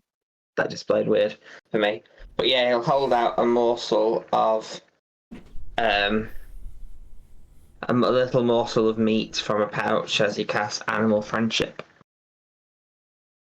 And the snake, it doesn't seem, because it's like a little grass snake, it doesn't seem too enamored with this like morsel of meat, but it does like slither around your finger, and then kind of make its way like around your hand before like cresting up to look at you, and you see its like black fork tongue just kind of sprinkle out of its mouth intermittently. It seems quite enamored with you. Like, yes, this is a small grass snake, but it's a nice snake, I feel. And how much would this snake cost? Oh, well, it seems to have decided that you might be its new owner, but I could let this particular specimen go for, I don't know, maybe 15 gold pieces? Oh, I'm sorry, 5 gold pieces, of course. I look over to Gilcrest, raise an eyebrow. Yeah. So yeah, and I'll take 5 I am gold. just staring daggers at the merchant. Please, take this. Just take the snake. It's It's really no problem to me. They cost a lot of money to feed if no one buy them. And this strange elf with like a square jaw and receding hairline looks like he's a wood elf that's taken his call to nature far too seriously. Aranese, by all intents and purposes, just steps back and just hands you the snake. Tilly will tug on the clothing of Gilcrest to get his attention. Yes. Can I just ask, do you have rules in your city about animal cruelty and standards of keeping them? I'm just worried for these poor animals. We have a general philosophy that anything that is useful should continue to be useful. A horse that is beaten cannot do its work. Well, that's true, as well as simple compassion in my mind. Is there a lot of animal trading in the city? Not as much as you might think. We have little use for certain types of creature, given our situation. You won't see many war horses around. You won't see very many battle-trained creatures because the harbor's natural defenses provide us with such a great tactical advantage. It's unlikely we'll be attacked. Because that's fine. I like that this one, Jacob. He seems to have chosen you just like Humphrey has chosen to accompany me. But buying and selling in them just as if they were a property it doesn't sit well with me. I know it wouldn't. I plan to, when given leave by Gilcrest, speak with the snake myself and find out its name. Treated right. Yes. And that the snake is okay, and pass on any concerns to the proper authorities. After all, animal cruelty should be abhorred. Thank you, Jacob. I appreciate that. Just those people who were taking part in that conversation, just make a perception check for me.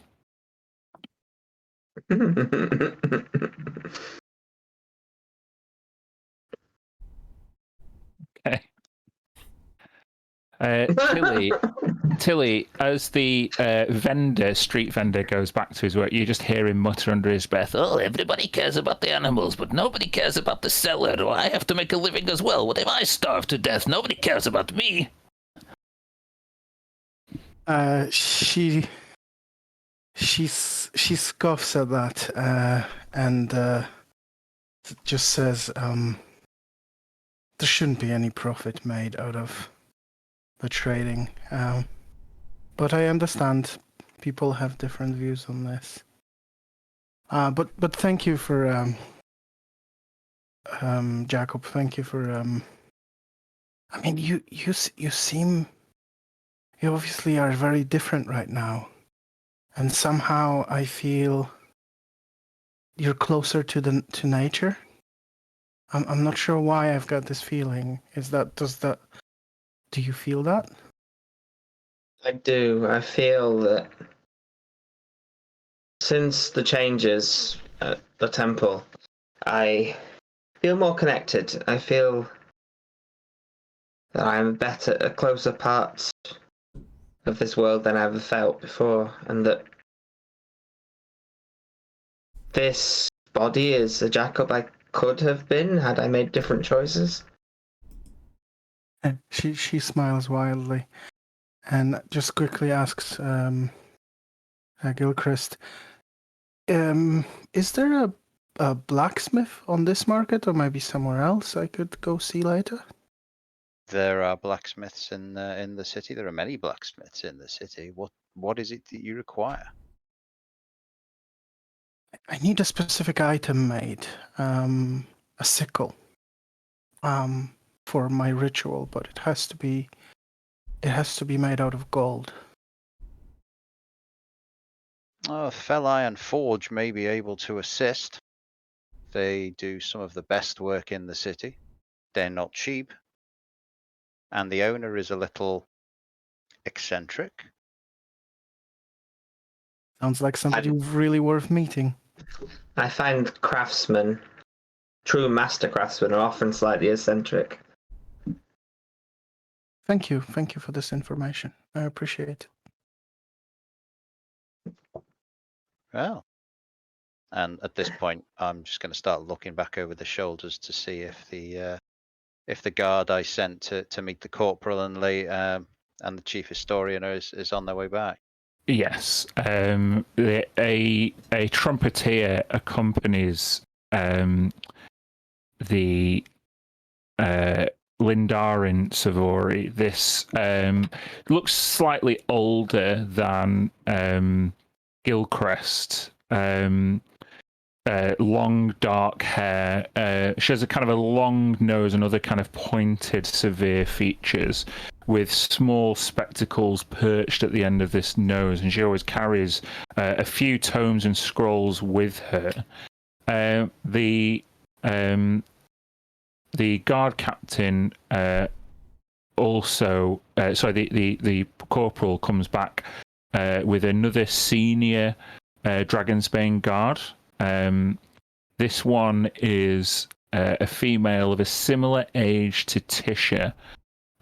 She's, even though she's dressed in Dragonsbane guard uniform, you can tell she's kind of like modified it a little bit, kind of taken the sleeves in and kind of taken the back together to make it a little bit more figure hugging.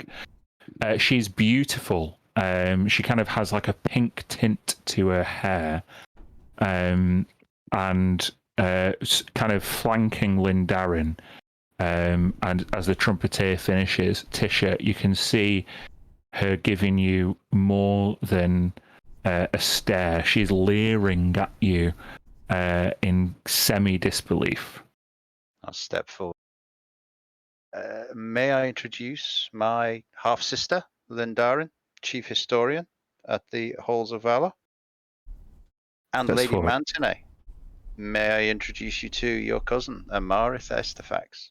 Amarith, Tishiana Mantinet. And Lindarin is about to formally introduce herself, and then Emerith just steps forward, totally cutting off the historian, and comes within 3 feet of Tishiana. I heard stories about you. And I heard stories about you.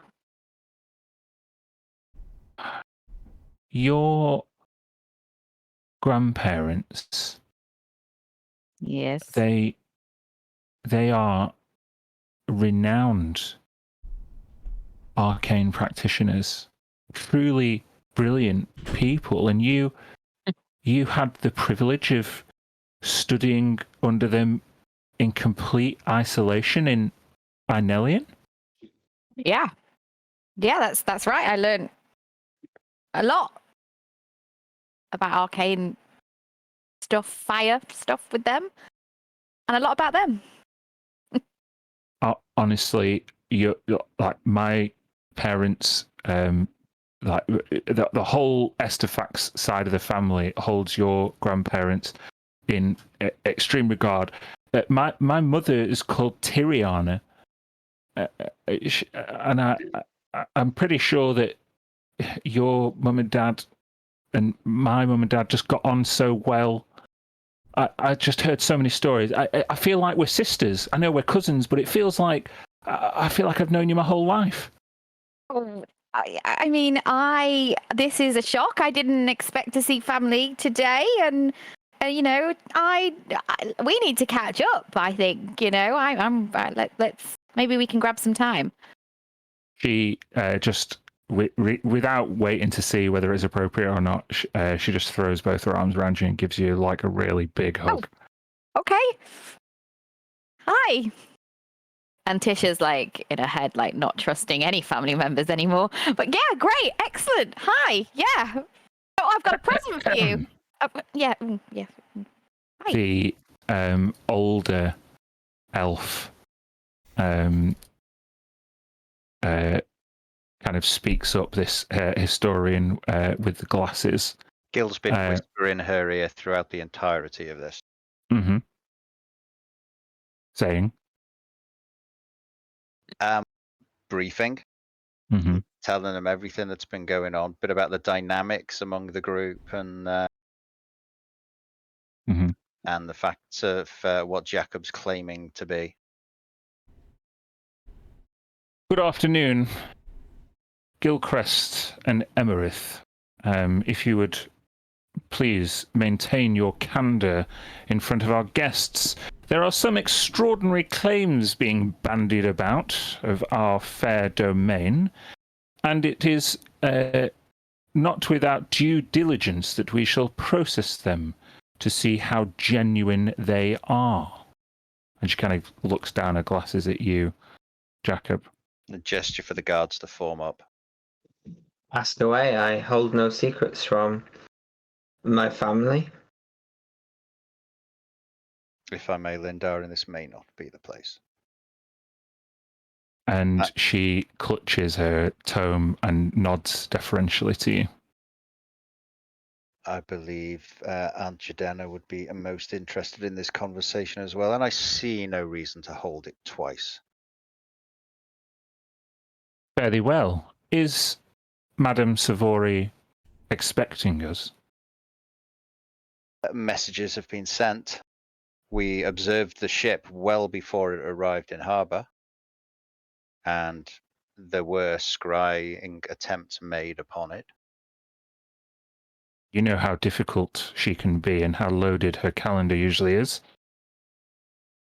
Would you be able to send her a more intricate message and a more intimate message than a mere runner may do? I would suggest the more astute strategy may be to pass word through your mother. She has Ashdane at her beck and call, and of course, as servitor to Castle Lecheria, if we are indeed to tread on any toes or interrupt any scheduled meetings, then it's Ashdane who can take the blame. Sounds most efficacious, if you wish to send the message. Indeed. Well, I'm sure your mother won't mind. I will reconvene with you there later on this evening, and I will try to do my best to do some reconnaissance as to Our Lady's schedule in the coming days. I'll get them settled in the guest quarters for now, then. Very well. And she turns, and the two guards with her, Emerith kind of steps back into line and just kind of waves at Tisha. See, we'll catch up. I'll see you later. Yeah. Okay. Bye. Okay. Very well. Are we all refreshed and ready for the last stage of the climb? As ready as I'll ever be. Spoken like a Lecheria, at least. And I'll lead them on. You move up to the grand entrance of Castle Lecheria. This is an icon of the topography that, despite the burgeoning economy that you have observed, this castle looks like it's going through some remodeling. It's in a state of mid-repair with bits of scaffolding and kind of arrangements and deliveries of different kinds of stone and rock arranged at various points along the pathway.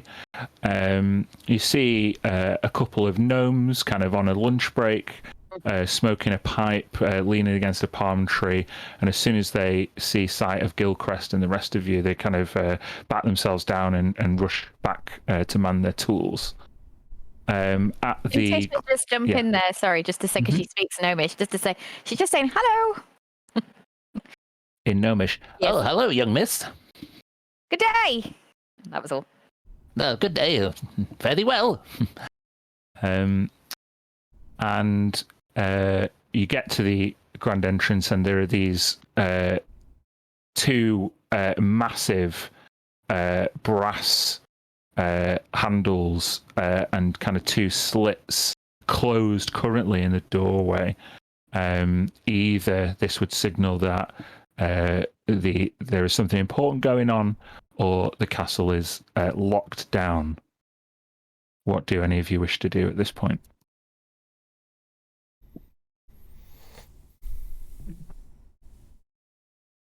Just kind of stand to one side and maybe just start pointing out various features of the renovation to Jack. As you can see, and as you may know, castles of this size don't spring up overnight. The speed with which your father had it constructed, breakneck pace, there were a number of shortfalls in the construction that we are attempting to remedy. As you can see, gnomish artisans, the best money can hire. Not the hardest working money can hire, but skilled. Colour me not surprised that he cut corners while building this. Yes, well, we are attempting to remedy those cut corners. That's good. And you seem to have done much better for the citizenry. The town is thriving. It's less under the. It's less under the boot. Trade is the lifeblood of any kingdom. It's not just the trade; it's the treatment. It was mercenaries and darkness and rule by fist and steel when I left. You'll permit me a little bluntness. Of course. And I mean no disrespect to your companions. But one finds with adventurers it's easy to kill the dragon. But what then happens with the power vacuum that creates? Yes. Remove a corrupt king, and you immediately hear the stampede of 100 distant relatives rushing to claim the throne. As you say that, the kind of personnel door opens in the main door, and a sea elf is thrown out of it, lands and tumbles on their arse, and picks themselves up, dusting themselves down. Gil immediately grabs the edge of the door to stop it being closed. You can't do this. Why will nobody listen? The fate of Passalora will not go unheard. People need to know the truth. Mia, What make is a history check. We know this. Can I cast guidance on myself too? Sure. Okay, it was a low Thank DC. you. A 15 17. was a DC, so 17. She looks a little different, but this is your journalist sea elf friend from Sargrangela, Sariel. I had to make a history check for her best pal. Yeah, I mean, she's, you weren't expecting to see her here. She's not looking at you. She's just shouting. But yeah, and she wouldn't necessarily recognize you, especially wielding the scepter of Savras. Everybody kind of looks a little bit different. But she gets herself to her feet and dusts herself down. Sariel? Sorry. Mia? What the hell are you doing here? No, you answer first. Oh, well, is this the right time? Like, who is? And she points towards Gilcrest, immediately caught off by his official uniform, given the treatment she's just had. I was here on business. Do you want to maybe catch up at a tavern in town? Yeah, I think we're going to stay at the last watch. Oh. I can meet you where you're staying, though. Yeah, maybe don't. I'm not going to stay there. Just meet me in Grimhollow Square. And she kind of whispers as close as she can to you, like midnight? Yeah. Do you want me to come with you now? Are you okay? Are you safe? If you're okay to come, it would be so great to see you. I'm kind of on my own here, and I've just been kicked out without any care or courtesy. There's a guy in there, Ashdane. He wouldn't listen to me. He didn't care about what I was saying, and I'm talking about the deaths of my people. Okay. Jacob, I'm gonna see you later, okay? That's fine. We have. I'll turn to her, not me, Dariel. to Dariel and say, I and the group were already aware of what had happened to Pascalora. Maybe you can put forward. All I'm trying to do is get an article in the Marshcross Explorer. People need to know about the plight of the sea elves. They were totally overrun by sea devils. Men, women, children. We can't let a tragedy. Okay, I'm sorry. It's okay. No, don't apologise. I will raise it if the opportunity arises. Don't you worry. I'll speak. I'll just say, we've not yet established your group's full credentials. You'll forgive me if I send 2 guards with you. They will maintain a discreet distance. You may still have your conversation in private, but until we have ascertained Jacob's lineage, I've no intention of letting one of your group wander unaccompanied around the city. You've got to be kidding. I am not. Sariel nudges you, Mir. These guys are serious. Would you let Lady Montenay go unaccompanied? Lady Montenay would be given the escort that her station requires. You don't know what my station is. I do not. However, I do know what your status within the city is right now. At this point, do you speak? Jacob would turn to Mia. I think you speak it. He would say, in primordial to Mia. Yeah. Trust them, accept it, princess. You know who I am. You know they have no reason to run, to doubt us once they find out the truth of the matter. Someone of your station should have an escort.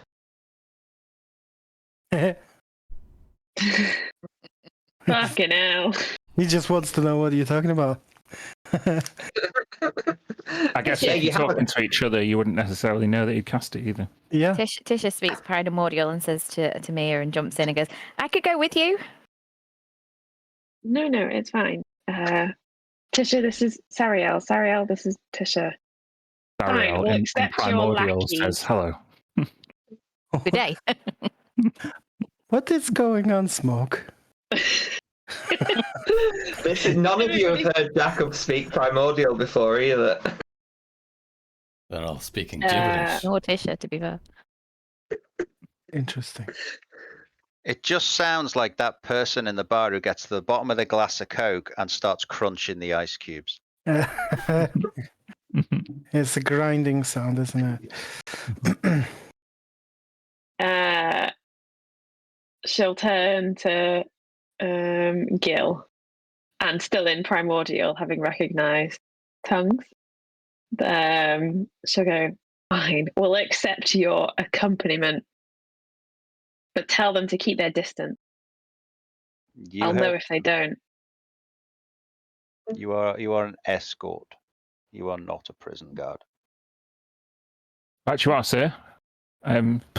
Please try not to worry. The Dragon's Bane Guard are not military occupiers. We merely keep the peace and observe stations and orders as directed. But we're here to make you feel comfortable.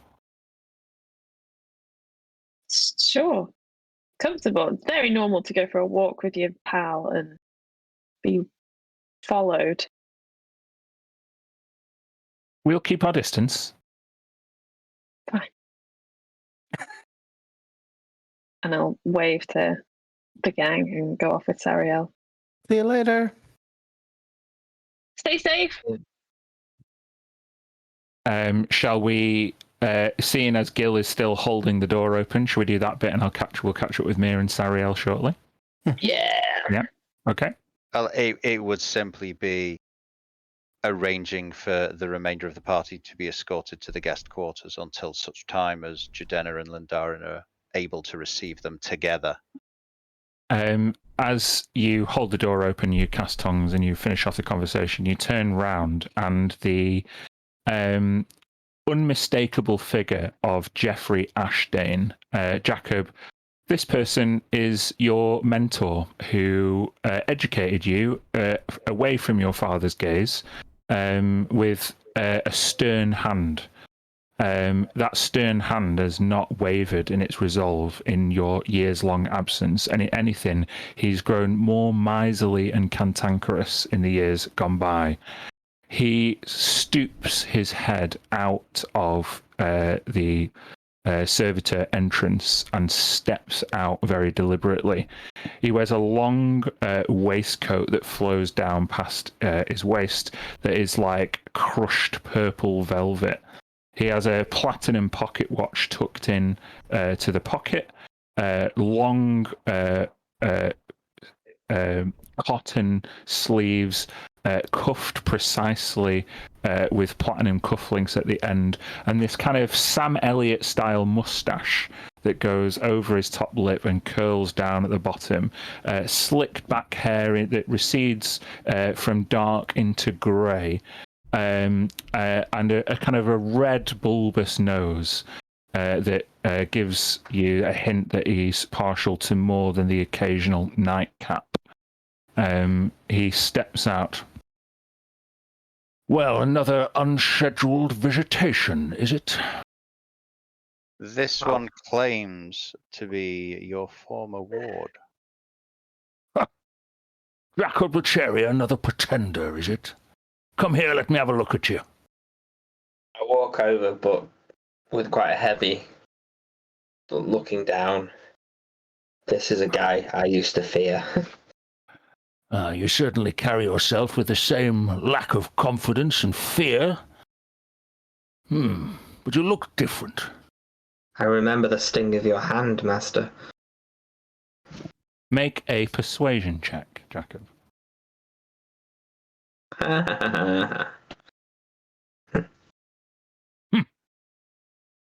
Many people have come to my door and claimed to be my former ward and protege.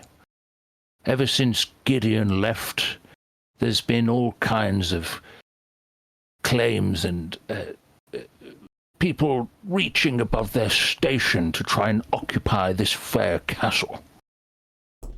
But I'm not convinced by you. Look at you.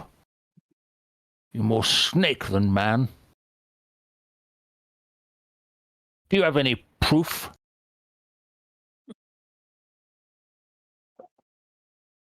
The only proofs I have is the pendant. Is the pendant of my mother and the sword I stole from father when I left. Plus memories. Well, if you surrender that proof to me, then I shall inspect it. Do not feel... I will give you the sword, but the pendant is special. It's the only thing I have of her. Then it's the only thing that can prove your lineage. With shaking, very unwilling hands, he will unclasp the pendant and hand it over. Please, take good care. Gilcrest, I suggest they've passed your scrutiny up to this far. You wish them to be housed? Housed for now. I've not accepted their story entirely, although believe Lady Mantonay is genuine. You can see the resemblance yourself. Oh, come here. Let me have a look at you, young lady.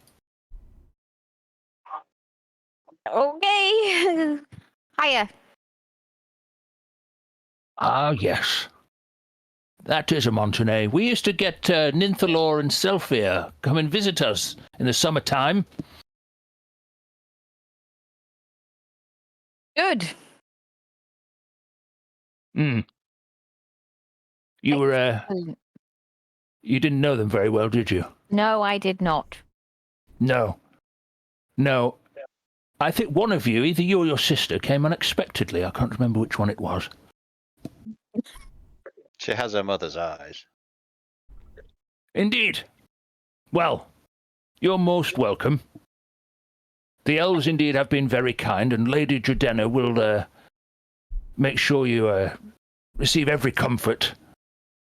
But I must say that if your claims are found to be false, then I don't suggest that Duchess Savory will look upon you very kindly. Boy, if you thought I had a stern hand, then you have not felt the wrath of House Savory. I hope not to incite that wrath. I am who I say I am, and I hope that that is somehow proved. Jacob, tell him something only you would know, like, for example, what he liked for breakfast when he was schooling you, or, you know. Good idea, Tilly. Is there such a thing, then? You can make a history check if you wish. Yeah, it's not a good skill for Jacob.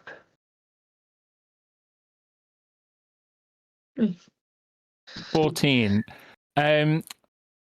You can recall, lessons, details of his persona, but you already, with his kind of stern glare, get the impression that even if you were to produce a detail, convincing him would take more than words, and he's kind of been exposed to more than one or two inventors, liars in his past. So I would guess in your current state, your confidence kind of leaves you temporarily. It may be something you can ruminate upon later. All I remember is his lessons and teachings and many hours spent in a small room Well, being drilled on comportment and show him that things. then. What you I learned. fear that would prove me otherwise. I tried to ignore everything he tried to teach me. Tisha jumps in and says, Jacob is very, trustworthy to potentially to his downfall. But if I can vouch to, say that he is being honest right now, I don't know if that will help you, but That is most kind of you, Lady Mantonay. However, we as rulers have to accept the possibility that there will be those who attempt to prey on our better natures, as this one may have preyed on yours. We will be careful and we will be watchful.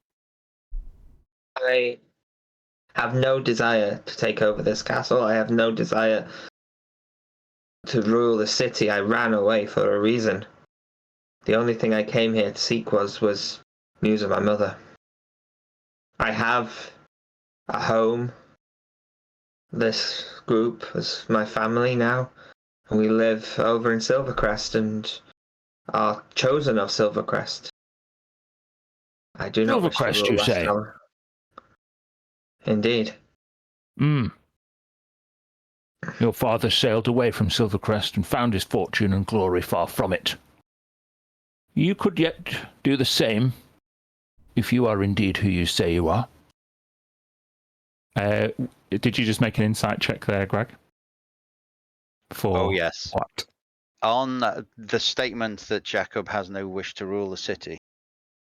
Oh, that is over to you. Jacob, do you want to make a a contested persuasion or deception check. It's true, so it'll have to be persuasion.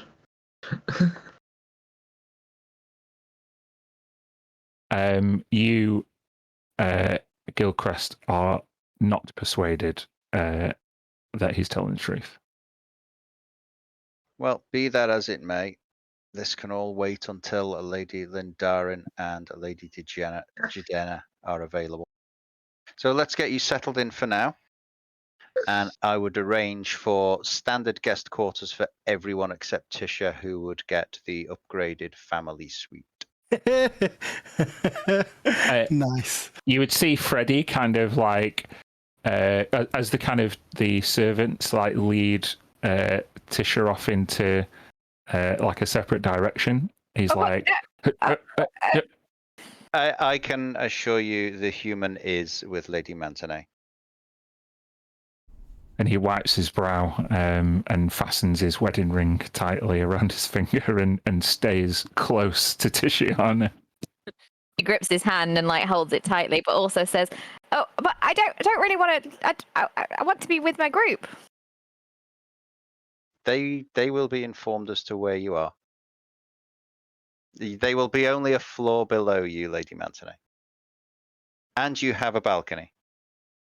I say to Smoke, "So if I start banging on the floor, you know there's an emergency." In through the balcony. You got it.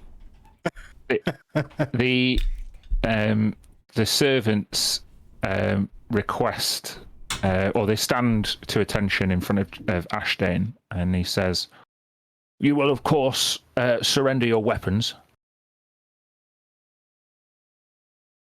Okay. The easiest thing ever for Tilly. I carefully draw my sword, my father's sword, and hand it. Well, that's the one you've already handed to Ashdane. Then. Oh, I already handed that one. Yeah. So yeah, I draw a dagger from my belt. Mhm. Hand that over. If you wish your weapons to remain untarnished and unscratched, you may surrender the scabbards as well. Very well. I'll unbuckle the scabbard for grandfather's father's sword. You know, Ashdane comes up to Smoke. In all the settlement wars, we didn't have one Tabaxi clan attack Last Hollow. Interesting. What's your motive? Just here with your friends, are you? Indeed. We come for trade. From Silvercrest, as Jacob said.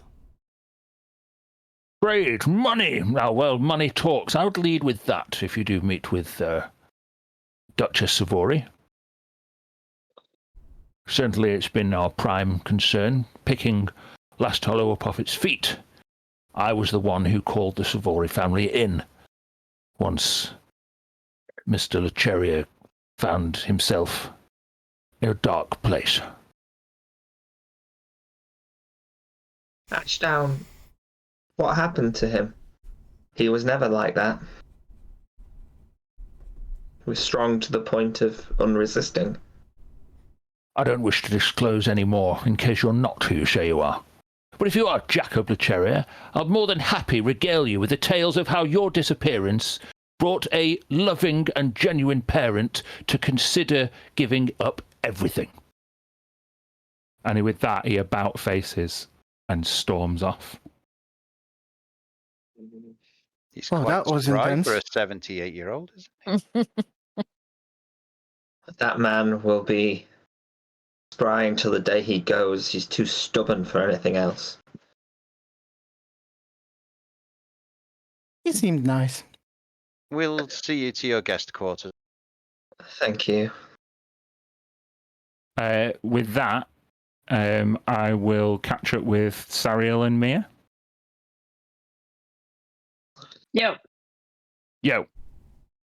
Sariel, still kind of adrenaline rushing from her unsuccessful meeting, she kind of wanders down the hill and she kind of like pulls you in close. What the? Like, you know why I'm here now. What the heck are you doing here? this is the group. Did you not meet them when we were last at home? Well, yeah. I mean, there was a gnome last time. There's a halfling now. The elven rogue. He kept himself to himself. I don't know where he is. He was there, but he looks different. Ooh, some people really don't age well. He's from here. That's why we're here. He's from here. Oh. Well, you here just on vacation? He just needed to come home and speak to family. I don't really know why you're here. Tell me more. Okay, so as you know, like I grew up in Sargrangula, but I'm not from the water plane. Like everybody in my family is from Passalora. You know, the Elven City about 30 miles out that way. Mm. And it might have been like a month or two ago, I just lost contact with my older sister. And then I tried to reach out. You know, I sent messages, missives. I asked my boss in Sargrangula whether I could go. There might be a potential story unfolding back in Passalora. And, you know, there's so many people who move between the two cities. They're so similar. I just... he let me go and see what the story was. And I'll be honest, Mia, I regret ever asking to go back to Passalora. It's horrible. What did you see?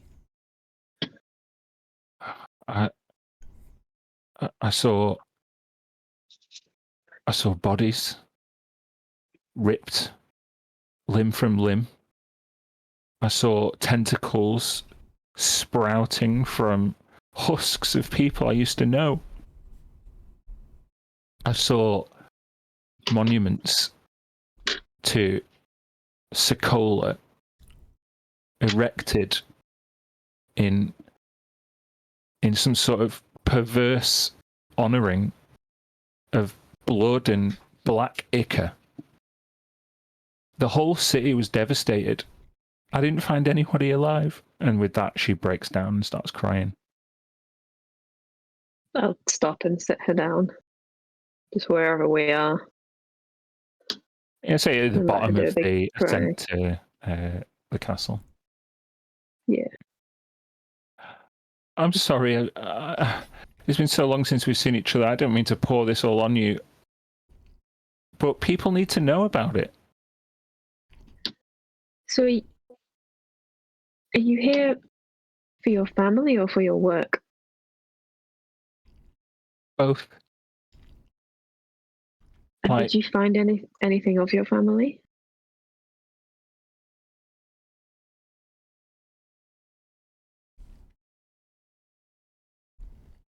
No. I just saw these strange monuments. Cerulea is the sea devil god, a big horrible shark thing. And it's like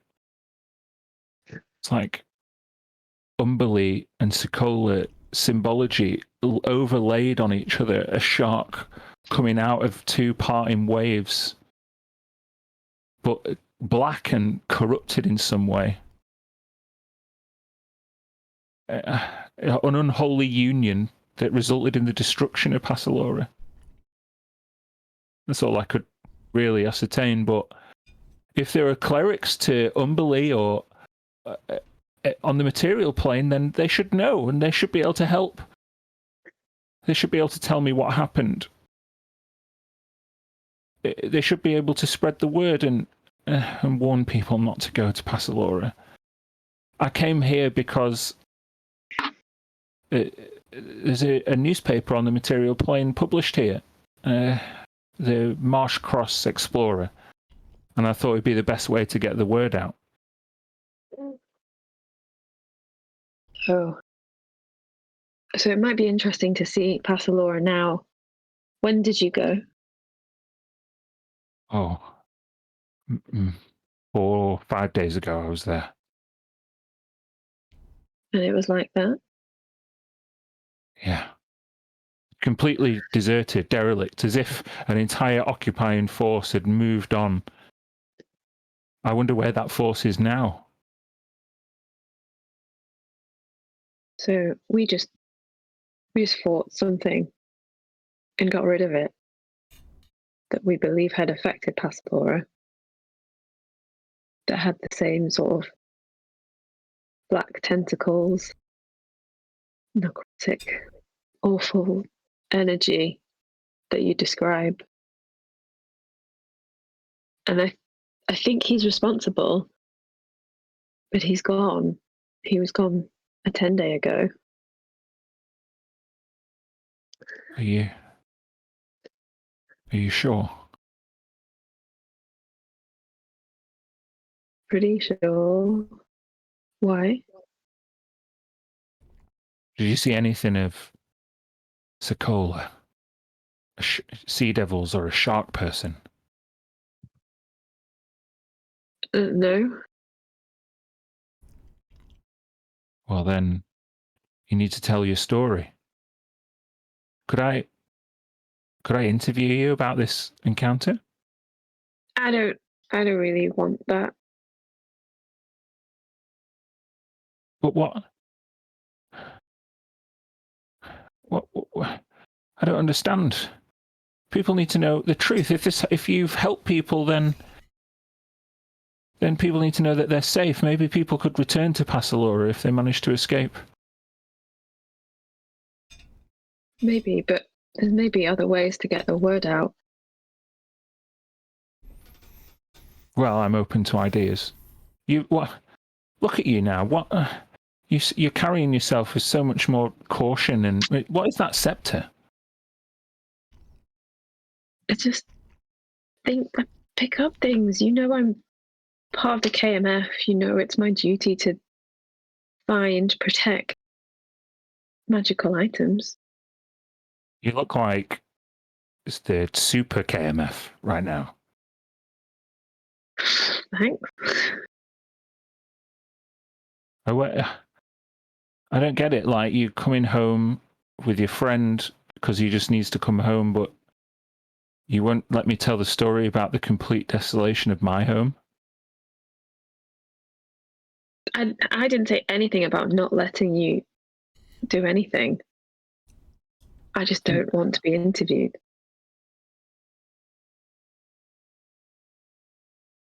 Make a persuasion check.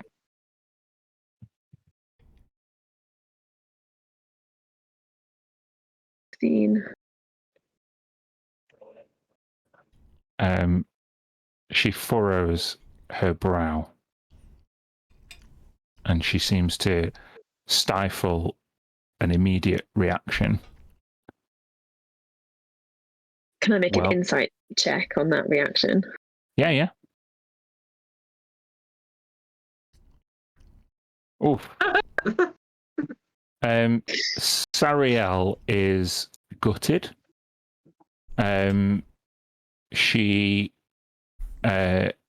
you can tell that she feels like she hasn't had an important story to tell about Passalora for a long time, and she feels duty bound to do her relative's plight justice.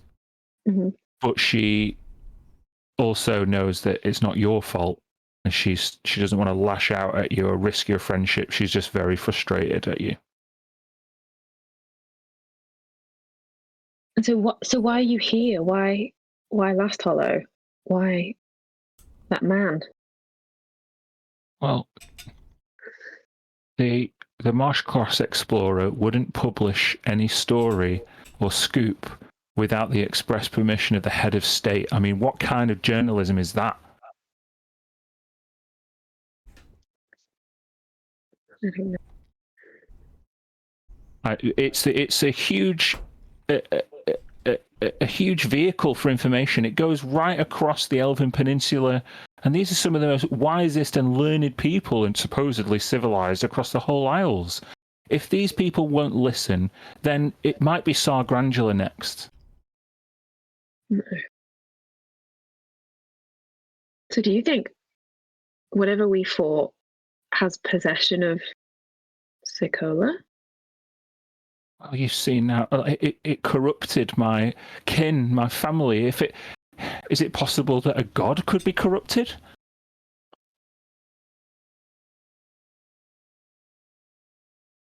Absolutely. Well, then we have a job to do.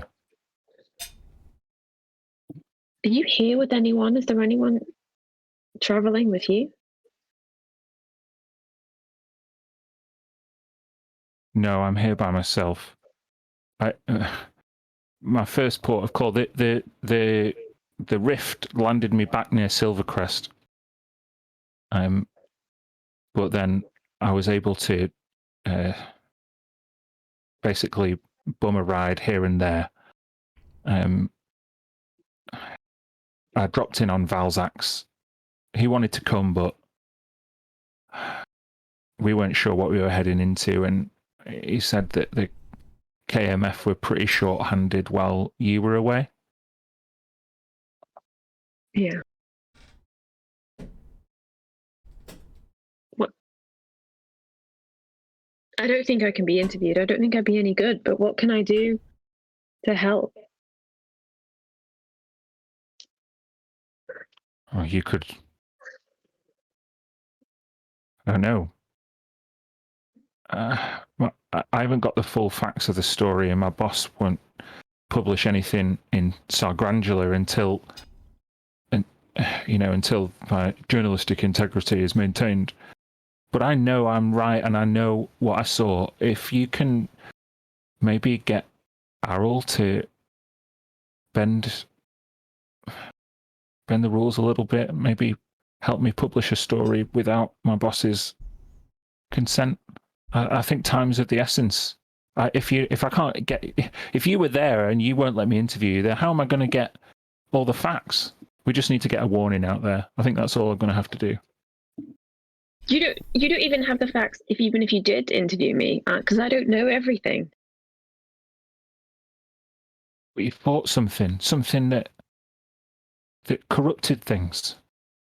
This thing was powerful from the looks of it, and she kind of points at all of your magical weapons and armor. Well,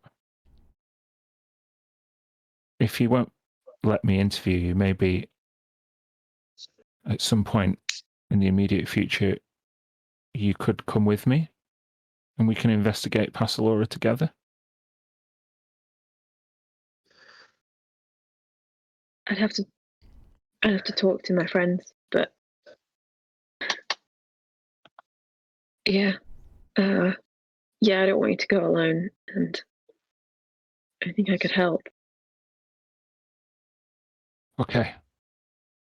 Just, I'll be around in town. I need to resupply. I need to find an easier way back down. I climbed up from Bleakwater Bay. It was miles. So massive here. Yeah. But just be careful around here. They tried to put me up in the last watch as well, but it was full of cops. I see. Yes, I do feel rather watched. Say that bit so that the guards overhear me. And you just hear the two guards basically talking silk ball. It's like a elven collegiate sport. Yeah, I really think Revasari's got it in the bag this year. Oh, yeah, sorry. You are right. We are watching you. I'll send you a message later or tomorrow. Okay, listen, I'll be hanging out at the Green Lagoon, okay? It's just around the other side of the castle. There's a bit more chill people there. Okay. I can't promise anything, No, but I I'd like to know. help. Thank you. But you got to know, I'm going whether you come with me or not. If I need evidence, then that's what I have to do. I'll give her a hug. So good to see you again. Yeah, what a surprise. Okay. What kind of differences are in her appearance to how I'm used to her? You are used to seeing your friend Sariel as a relatively rambunctious, optimistic, bubbly, kind of life of the party type character. She was the one who dragged you kicking and screaming from your mother's court into the high life of Sargrangela.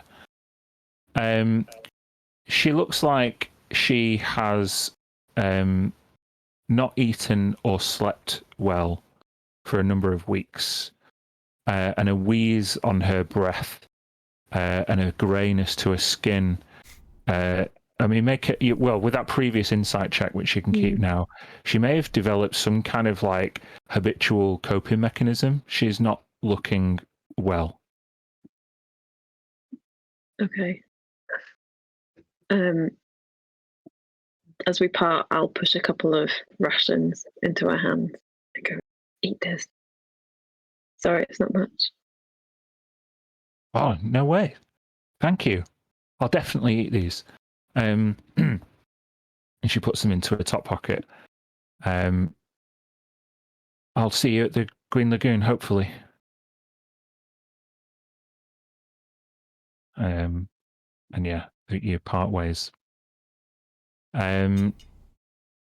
So, would you return to the castle at that point, Mia, under the guards' watch? What would you do? They're clearly going nowhere. They're not going to follow her, are they? They're going to follow me. Mm-hmm. And where am I? On the map, you're kind of like here. You can see where I'm alerting you to. Okay. Yeah, I probably would go back up to the castle. I don't really know where I'm going in this city. So I'd go back up there to find them.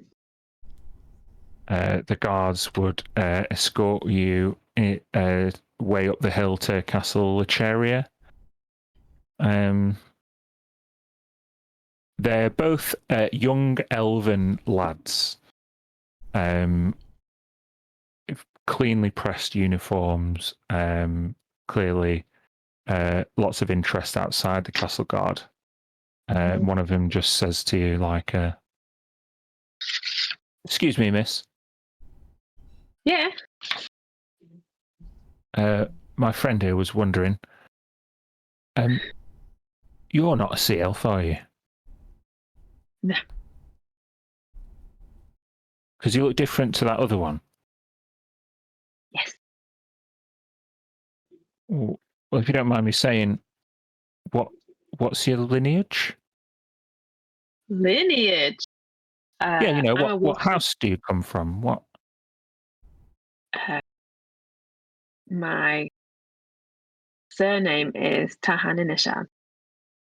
Whatish? Yeah. I'm from the water plane. I'm a water genasi. Oh. Oh, we've never been to another plane. Like, No. isn't it really dangerous? How do you breathe? Well, I just can. You probably couldn't, but if you went, they give you something to make you breathe there. Alred, just shut up. You're being rude. I'm sorry. No, it's fine. Okay. Well, you know, like, you didn't look like a commoner, you know, and lots of humans here, like try and pass themselves off as, different kinds of people, different lineages. But no, I've never seen anybody look quite so different as you. Really matters here, doesn't it? Who you were born to. Well, of course it does. You're never going to get anywhere unless you're part of the right house. And what house are you two from? Oh, well, Elrid's here at Kavaris' house. I mean, that's Aranee's house. They're highborn for Aranees. But myself, Elduin, I'm not highborn at all. My last name is Peletro. I was sent off to Last Hollow for find a good elven career under the guise of decent rulership. But to be honest, anywhere is better than the Green Peninsula. Green Peninsula. And he cast his hand out to the horizon. Menelambir. The home land of the elves. No, like I said, I'm not from here. Oh, you should definitely never go. It's so boring. Okay. I'll try not to. Okay. Well, I mean, we're here now, so nice to meet you. You too. We need to get back to the camp. Well, I've got 4 more hours left on my shift. Yeah, well, I get off in half an hour. Right, and they just start arguing with each other and make their way back off down the hill. The door swings open, and a servant kind of lets you in and gives you a map to your guest quarters, and just doesn't even acknowledge you. Just walks off. Cool. Nice. Good service. There's no mint on your pillow either. This lot really don't know who I am. They really don't. This is. I didn't long name you because I can't have no chance at saying it earlier. No. I have to look it up. Um, I'll use my map and go and find my quarters. Yeah, so it's like after lunch, and you'd be treated to kind of like a bit of a meager meal in the servant quarters. Apart from you, Tisha, Ashdane would see to your food personally. A robust platter of different fruits, meats, and cheeses. Is that served in my room? Yeah. While kind of itineraries are checked and double checked. Gilcrest, what would you be doing at this time? Chamberlain would be with the ruler. I would be briefing Judena in private. Mm-hmm. And possibly even drawing up a document. Mm-hmm. You would return to the party eventually with news that Judena will not formally see the party or Jacob until the day after tomorrow.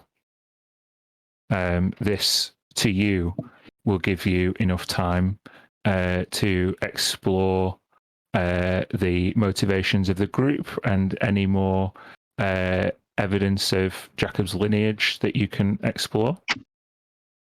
In the meantime, you are given strict orders to negotiate a favourable trade deal for the goods that have been brought aboard the Lady of the Waves. Okay. Pending so they're worth having. Indeed, pending a mutual a celebration of a mutually beneficial agreement at House Estefax as early as tomorrow night. Okay. And again, that's contingent on verification of. The meeting will happen after that, so the trade deal can be conducted regardless of lineage. Any discussions about lineage or verification will happen thereafter, and trade will either continue or there'll be people dismissed. All right. In that case,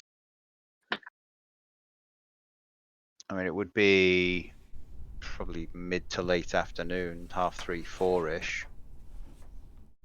Would drop in on Jacob. Knock on the door. Yes, who is it? It's Gilcrest. Can I enter? Of course. Walk in. Jacob is stood looking out the window. Is it as you remember it? It shouldn't be. We've improved a great deal. No, it's more glorious and somehow seems smaller than last I saw it. Or maybe it's that I've just seen more now. You were barely grown when you left. 16 summers when I left this palace. A few more years on the streets. Everywhere looks bigger when you're at ground level. It does. When you're searching for the coin for your next meal, you have little time to look at the surroundings. What is that like?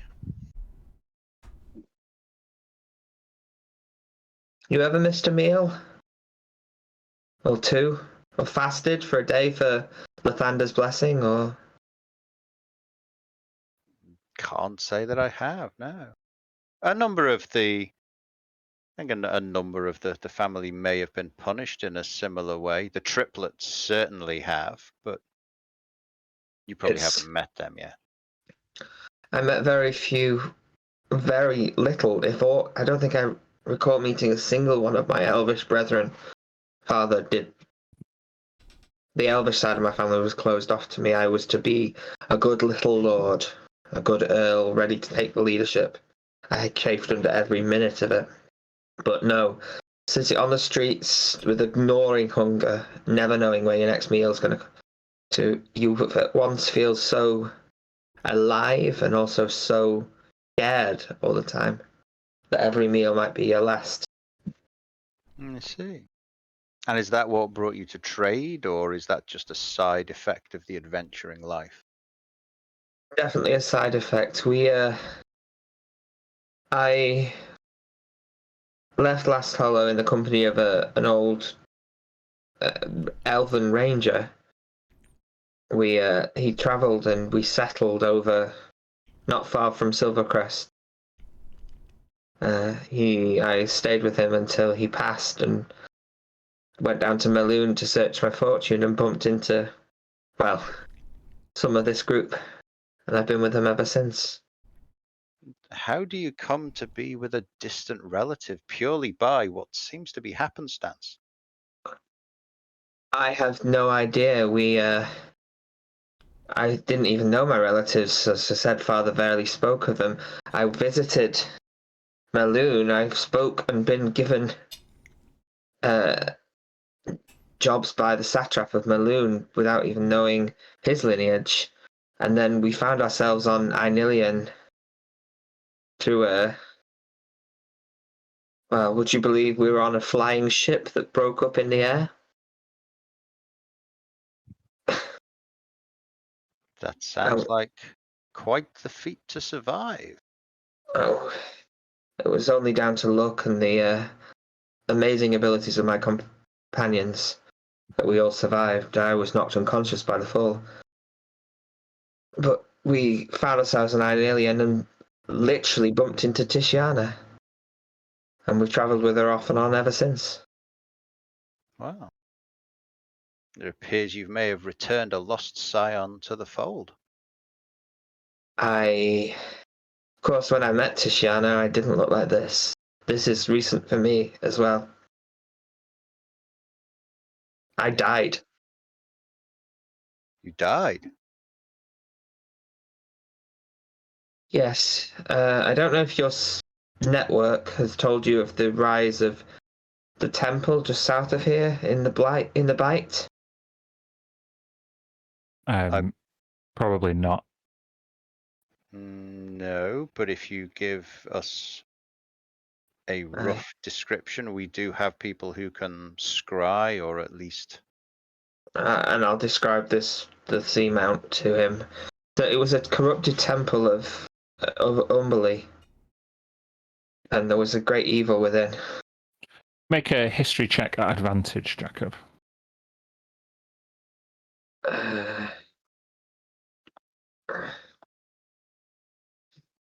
Okay. With the description akin to that role, you give a pretty good kind of set of coordinates and a description of the sunken temple of Shungaror, the existence of which would only serve to corroborate this person's story of their heroics, if not their lineage.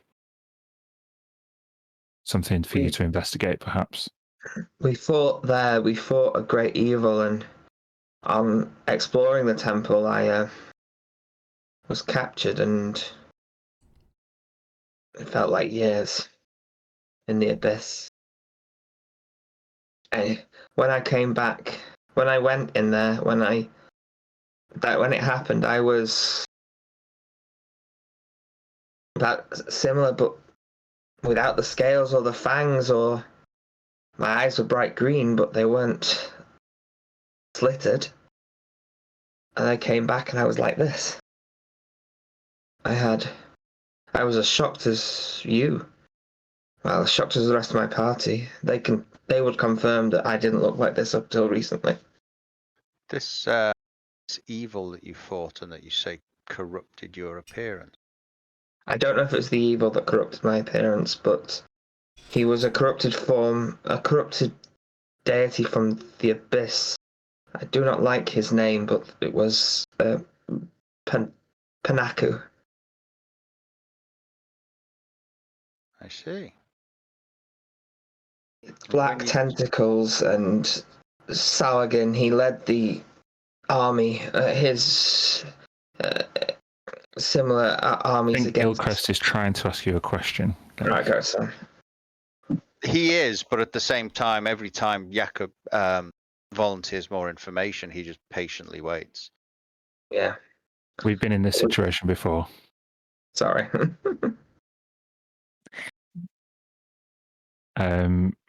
So I look back out the window at this point. Mhm. Mumble off into nothing. At the moment, Gilcrest is kind of in thought.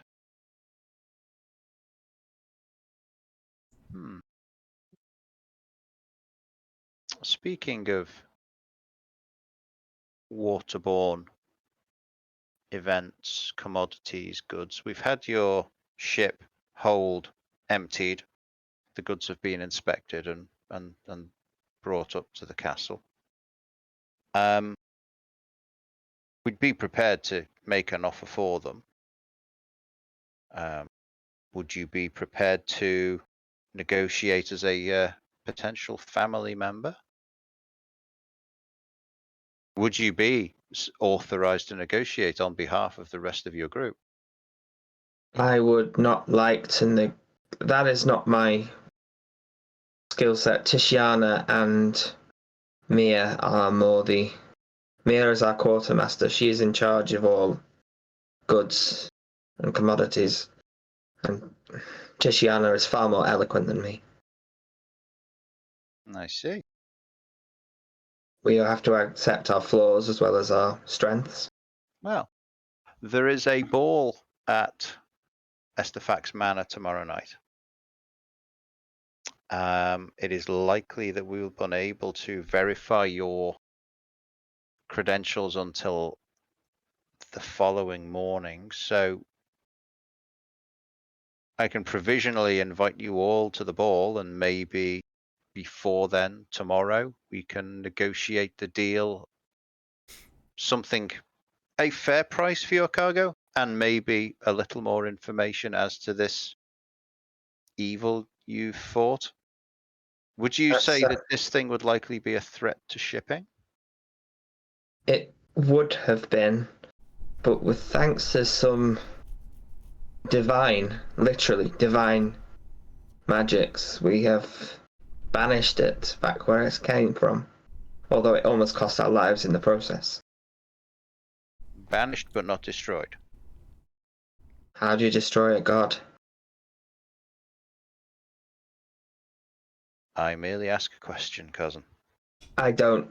Yes, banished, chained in the abyss, in a prison given to us by my benefactor and the other's benefactor. I am blessed by Umberly. In fact, if you do wish to go to the ball tomorrow, if we are invited to the ball tomorrow night, I have travelled under different names. Umberly named me Jacob Stormcloak, so I would be happy so as to not raise consternation at any ball to be introduced as such until you can prove my identity, of course.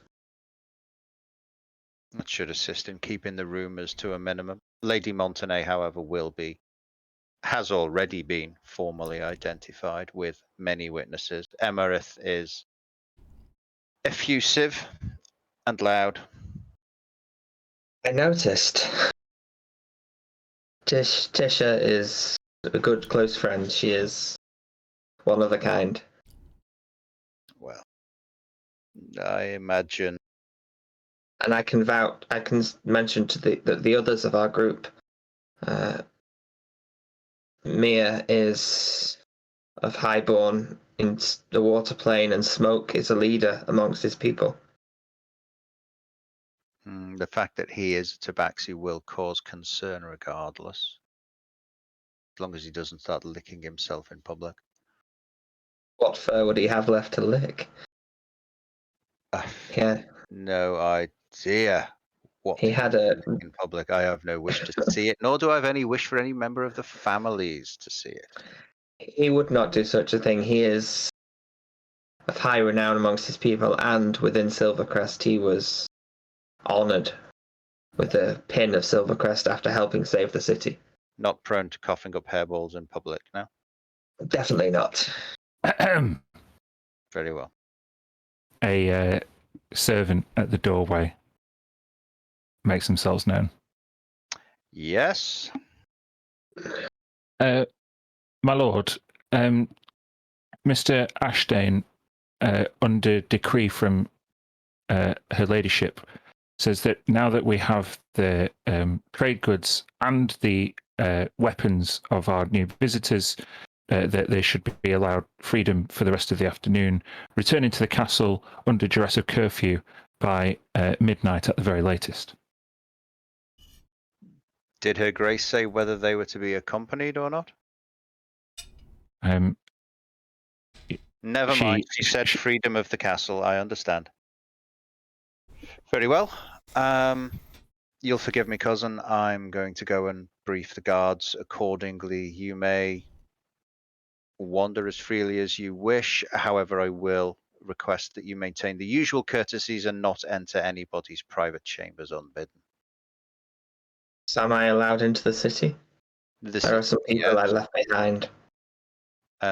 Yes. My lord Chamberlain. Yes. Not to overstate my place at all, but Ms. Savory, she would like you to keep an eye on them personally. No guard contingent required. I'm sorry, I don't mean to. Yes, I'm coming. Cowards. Servants, you know what they're like. Flighty, willful. Elves do not make good servants. No, they don't like to be ordered or bossed around much. However, that instruction from Her Grace does mean that you will have to move as a group if I'm to accompany all of you all the time. Very No well, private Lewis. expeditions. They shall have to wait until you've verified my identity then. Oh, I believe your pseudonym, such as it is, will do fine for now. Let us see if your friend has returned and if Lady Mantinet wishes to further explore the markets. You give Tisha an excuse to shop, she will take it with both hands running. That's spendy. Browsy? Browsy. Definitely browsy.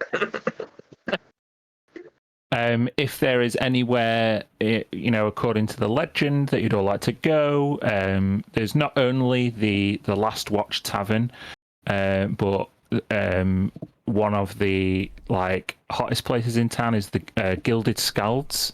That's like a really nice upper class kind of bar.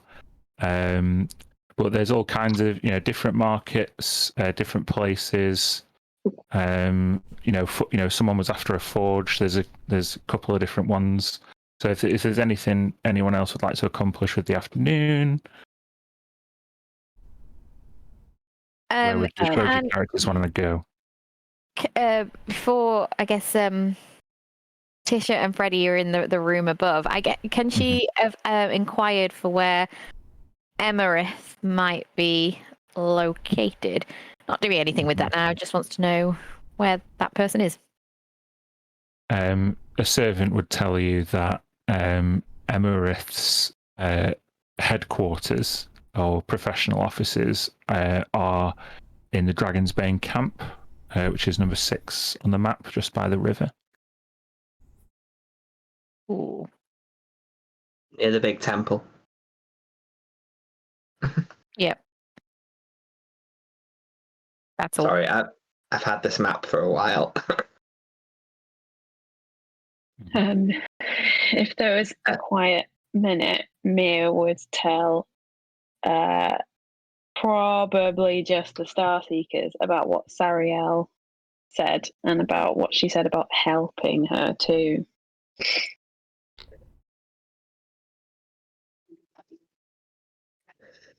Did she say the Sea Devils are no longer there? She said there was no life.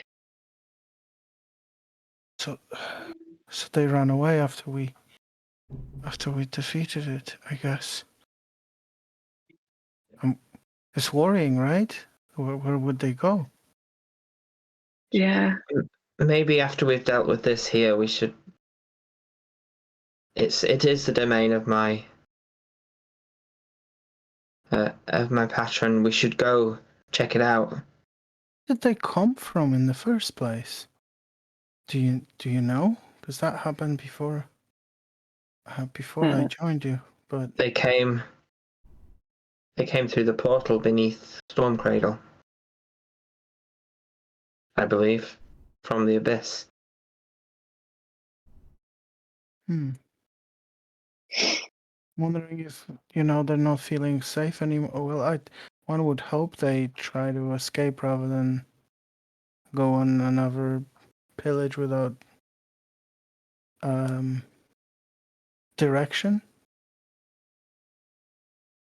Mm.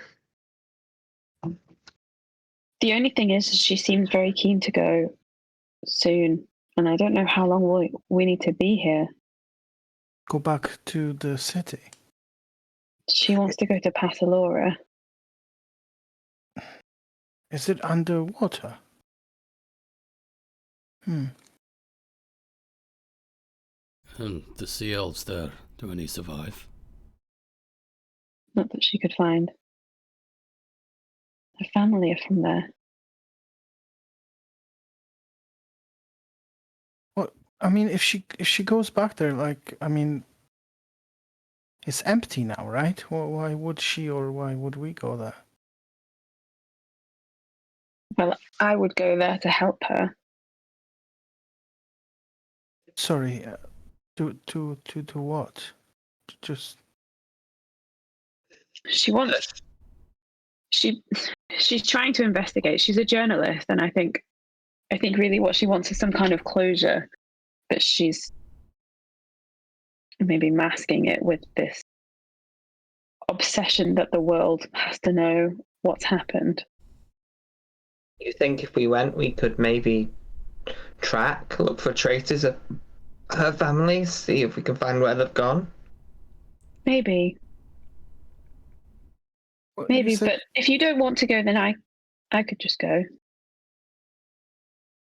You said she really wants for the world to know about this. You don't? She wants to interview me, and I don't want to be interviewed. I'm not going to stop her from writing an article about it, if that's what she really wants. What do your I mean, parents know of this? They've been informed? I don't know. I haven't really spoken to them since before what happened. The shift. Yeah. You know we would follow you into any danger, and back, safe one and all. But You've been there for us. it is their domain. Surely your mother and stepfather could help. Maybe. She's given me an idea of how Arol could help. I don't think Zima is that interested, but I don't know. It depends. Kind of depends where we are. The last time I spoke to her, we weren't in this reality. I don't think she was kind and loving. And you've met her, some of you. That's not her. She literally froze us in place. Mm. I mean, we know the one we banished had a great influence over this whole world, and it caused the corruption in the seas and attacks, and I mean what happened in Silvercrest and everything. That was all kind of linked to some extent. So I don't know. Maybe it's good if she tells this story, even if you don't want to speak to her yourself. We could. I wouldn't mind to say what I've experienced. I don't think there's anything to hide, is there? No, but it's what I'm saying is not about an interview or anything. It's just that my childhood friend needs my support, and that's that.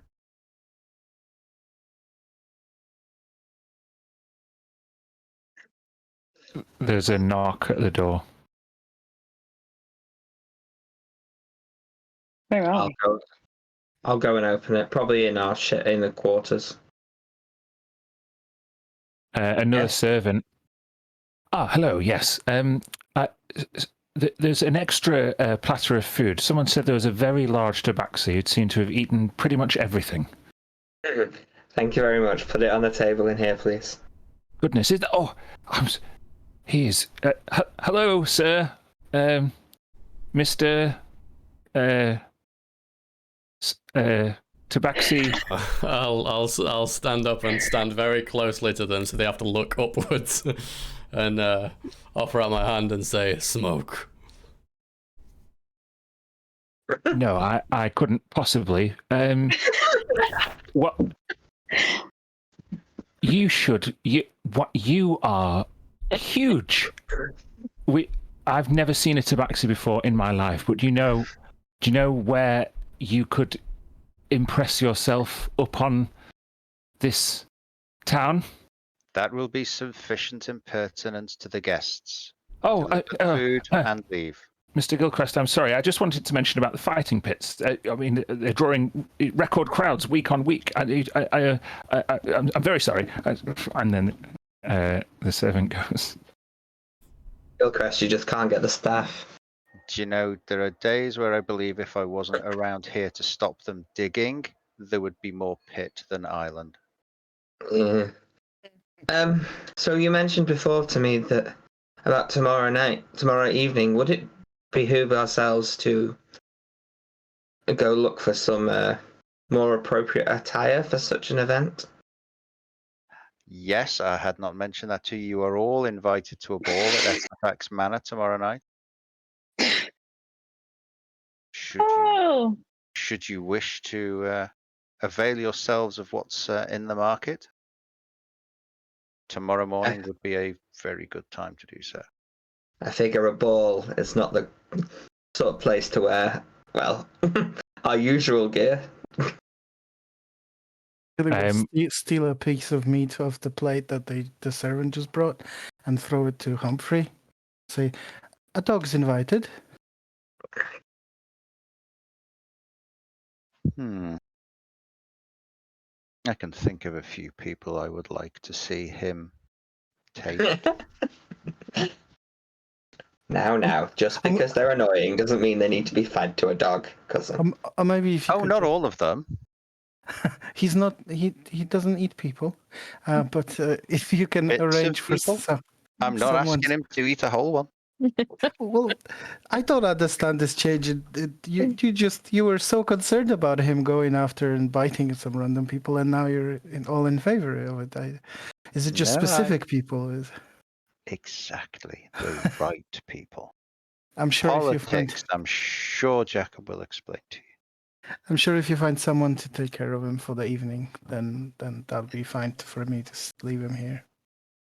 If he can be groomed and given an appropriately ornate harness or collar, I'm sure I could find a use for him. Into a ball. Yeah, you look over and Humphrey's just licking himself. Like, throw him a piece of meat. Mm-hmm. I'm sure that will taste better than whatever he's got in his mouth right now. You would also. Sorry. Gilcrest, when you say you avail yourself of some appropriate finery in the markets, you would know that each market has its own kind of different customer base. In the West Market where you were earlier is very much kind of like trinkets. The bows coming in was a particular turn up for the books. Probably made Last Hello look at its most impressive. But the most luxurious fineries and imported goods come at the Falls Market, close from where your ship was docked. That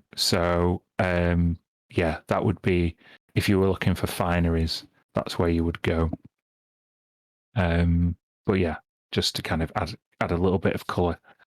I mean, I'd imagine by now, they've had their private conversation while I was staring out of the window, and it's probably about 5, 6 in the evening by now.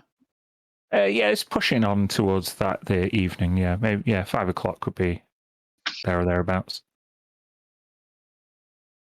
Well, I shall leave you to your evening. And should you have anything, are any of you capable of sending magical messages? I'm not there.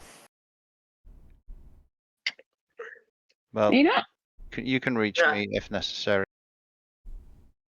I can. We figured you'd joined us by now, Tisha. Yeah, I would have got Tisha there for the chat about Cerulea. Oh, okay, cool. All right. Well, then her eyes lit up at going to see if there's any more attire that she could possibly get. And that was her added interaction for that. She's been eating peeled grapes in her own personal jacuzzi for the last 3 hours. Yeah. They must be new too, cousin. Far too ostentatious for his tastes. Well, we discovered some hot springs beneath the castle that your father had missed. Sounds about right. Thank you for your hospitality. Thank you for the time you spent with me today. It's been an education, shall we say. And I'll retire to my own chambers. I would like to cast before we go into the night, I would like to cast a spell on my self to speak to my snake friend. That's just. You're going to make me do this? All right. Okay. I'm going to make you do this. I'm casting, obviously, speak with animals, which I can do once per day anyway as a ranger. Mhm. So I'll cast it and look at my snake that's coiled around my arm and say, "Hello, little friend." Hello. Hello. What is your friend? Let's call me friend. I do not like to own things. You are my friend, my companion, not. Friend or companion doesn't have enough S's in it for me. And what perchance is your name, snake friend? My name is Sontar. Sontar. I think that's my name. Well met. You are the first snake I have ever spoken to.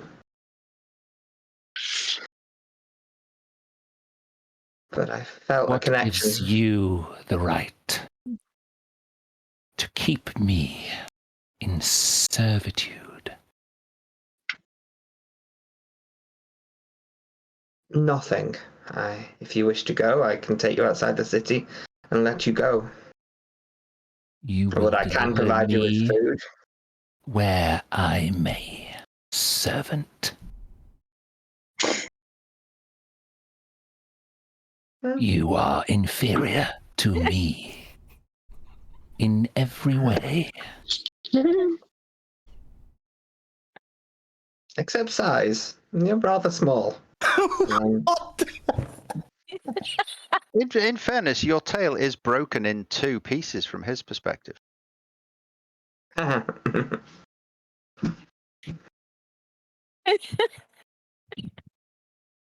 Why do you bother me with your inane observation? Well, I just thought I'd find your name and find out what you prefer to eat so that I may feed you what you desire. After all, I want to take good care. I desire the complete subjugation of all mortal races. Interesting perspective. I wasn't aware animal friendship extended to gold. Yeah. Well, what do you prefer to eat? What foodstuffs do you like? I feed on the pain and suffering of my enemies. Very well. And he bites you. Great. Just gently. I'll drop the spell and turn to you again. This snake is evil.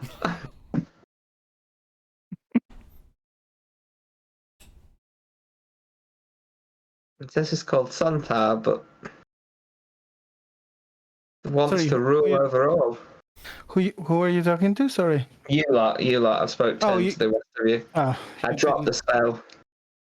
Sorry, I dropped the spell and turned to the rest of you and go, this snake is evil, guys. Or are all snakes evil? I don't know. I've never spoke to a snake before. Have you, Tilly? No, I don't believe I ever had. What did it say? It seeks the subjugation of all mortal races. That's wow, that's a lot. Seems like it fits right in this city. Peaceful cooperation just didn't have enough S's in it. Fits right in this city. I don't know what you mean, Smoke. Just because they seem to hold a lot of grudges, but then the city is not like I remember it. I think you should let it out. If he doesn't want to be with here, then he's not left my arm yet. So he's free to go if he wishes. Is he constricting your arm? I think it's loosely wrapped around my arm. Just checking. The city is very different. Thank you for coming with me. This is difficult. And things are not like I expected. I expected to arrive at the docks and it to be one of my father's men to greet us, not some cousin I was never told of. Well, everything here is very interesting. I'm just wondering that the letter you said mentioned danger or peril, but nothing seems out of the ordinary right now or in a. Well, this is only some of what you see. They asked us at the docks whether we were going to the Overcity or the Undercity. What's the Undercity? Exactly what it sounds like. There is more beneath the surface than can be seen through these windows. Make a history check, Jacob. Mm-hmm. You do it at advantage. Oh. So 17. Oh, did it roll twice? Or was that a second one? I don't know. 18's fine. The Undercity did not really exist in the kind of the way you allude to while you were here. There was settlements underneath the ground, but basically the dragon that Ralatheme that your father fought, his hoard and cave and everything was underneath the city in a kind of a labyrinth network. And people did go down there, and mining did start there. But it seems as though with the the mechanical kind of entryway in and out, that it's definitely become much more developed. Perhaps a centre of commerce or manufacturing since you were gone. There was caves and mining. The dragon used to be under here.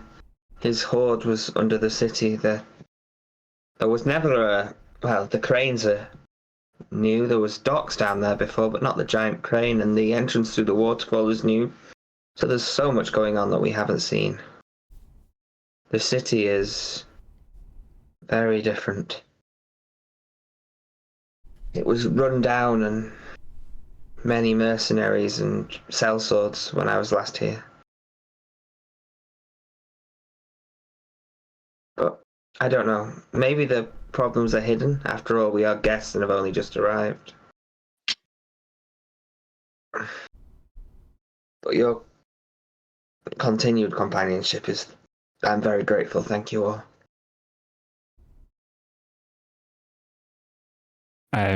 Anything on the agenda for the rest of the evening? I guess the markets have closed, right? The fall market would stay open, only because it takes the shipments come throughout the day. But yeah, if you were looking for clothing, finery, is that what you're after, or anything else specific? I'm just after. I'm after a few things from the other market, which I didn't get earlier, but that's a tomorrow job. What would I be looking for? I just want to peruse. I want to browse. Yeah, see what there is. Okay. Roll me 3D100. Anybody else got anything on their agenda? But so we would all go to the market? Is Just that what you're... tell me what you want to accomplish, and I'll see if I can weave it together into a coherent narrative. Okay. No, nothing for me, I don't think. 96 again. Someone really wants to sell Tisha those boots. Is it the bloody tiger boots? It is the tiger boots. That is just like a market, though, right? Yeah. You're in there, still there, like. What? Read me the other ones. Sorry. 47 and 9. 47. Nice range. 47. There's a novelty tankard seller who is basically is like, is a dwarf with a pot belly and a scraggly long beard, and he's trying to entertain a crowd like he's doing some kind of JML infomercial, and he's saying like, do you know what problem that we dwarves consistently have deigned to overcome for generations? It's when somebody nicks your tankard. You put it down, you sing a song, and you go back to the table, and it's just gone. Well, we've invented something just for that very problem. Introducing the manacle tankard. That's right, you can chain your brew straight to your wrist, so you'll never ever lose it again.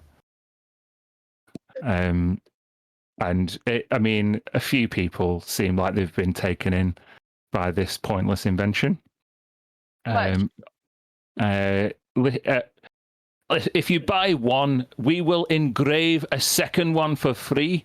But we'll give you them both together for 30 gold pieces. And His and hers manacle tankards. a novelty tankard sold times 2. This guy's not related to Halford, is he? I have got a cousin called Halford. Yeah, I bet you do. And what was the other one? Sorry. 9. 9.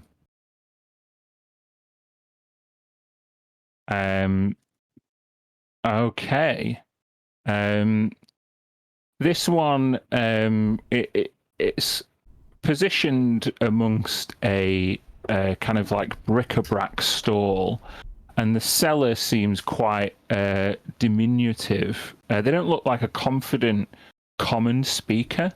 They have kind of like caramel skin and like grey hair that's like braided with lots of different like threads, and you see them kind of like exhaling through their disappointment and packing up at the fall market just before kind of closing time. But some other kind of drinkware, Tisha, catches your eye. There's this like ornate dragon carved mug that seems really, really well crafted and genuinely the only one on the stall. How much? How much for that one? Oh, I'm sorry. This is not for sale. You really wouldn't want this. Why? But it's out. Why not? Yes, I'm sorry. It must have been some mistake. Maybe a lord or a viscount of some kind left it here. I must not be permitted to sell it. I'm sorry. And of course, I've been forced to tag along because I have to escort them. So, who left it? Oh, I'm sorry, Mr. Chamberlain. I have no records here. It has been a very busy day. But you can be assured that all of my goods are from the ones I brought with me are from the Kingdom of Najarim. Many of them contain magical properties, but lots of their traits and descriptions have been lost to time. Am I going to have to cast Detect Magic and look through your storeroom? I do not have much left. You are more than welcome to inspect my wares at your leisure, sir. So, Lady Mantonay asked about the tankard. It is not just any tankard. I believe it to be quite dangerous, and I wouldn't want it to fall into the wrong hands. I'm casting Detect Magic. It pops off straight away. It's magical. Can I insight check on the seller as to whether it's meaning about the dangerous or some other reason? Yeah, make an insight check. With a 25, this person is being deliberately modest and using reverse psychology about their wares to pique your interest. However, it is magical and it genuinely could be dangerous. You're not sure. Is Mia there? Mia, did you come shopping? Yeah. Mia, there's I'm really interested in that item over there. And then I'll explain the fact that I think the seller's trying to do reverse psychology, but it's magical. If I bought it, would it be dangerous for the ship? I mean, will he let me cast a spell on it to see? It seems as though with Gilcrest's presence, you're allowed to inspect at your leisure. Sure, I'll use a slot from the scepter and cast Identify. As you take it up and wave the glowing scepter across it, its magical properties become apparent. This is you won't find it because I haven't finished making it yet, but it's a tankard of dragon's breath. If you fill once per day, if you fill this mug full of any liquid and consume it in one go, you'll be able to cast dragon's breath from yourself immediately thereafter. Wow. I'll get that, and I'll just say to her, get the tankard. Okay, I haven't actually asked. Okay, great. I really want this tankard. How much might it be? Make a persuasion check. Oh, I'll back her up. Method of wrangling. Yeah, I'll cast guidance on her. Okay, we got advantage 14 plus guidance. D4. Roll a D4, yeah. Oh. Come on, 15. 15 is my bonus to persuasion. What the fuck? Wow. 10 was high. Well, as I said, it is a rare Najarine crafted ornament. Please be careful with it, but I must not let it part for anything less than 1,000 gold pieces. I will just make a persuasion check. Right. Did I say 1,000 gold pieces? I meant 800.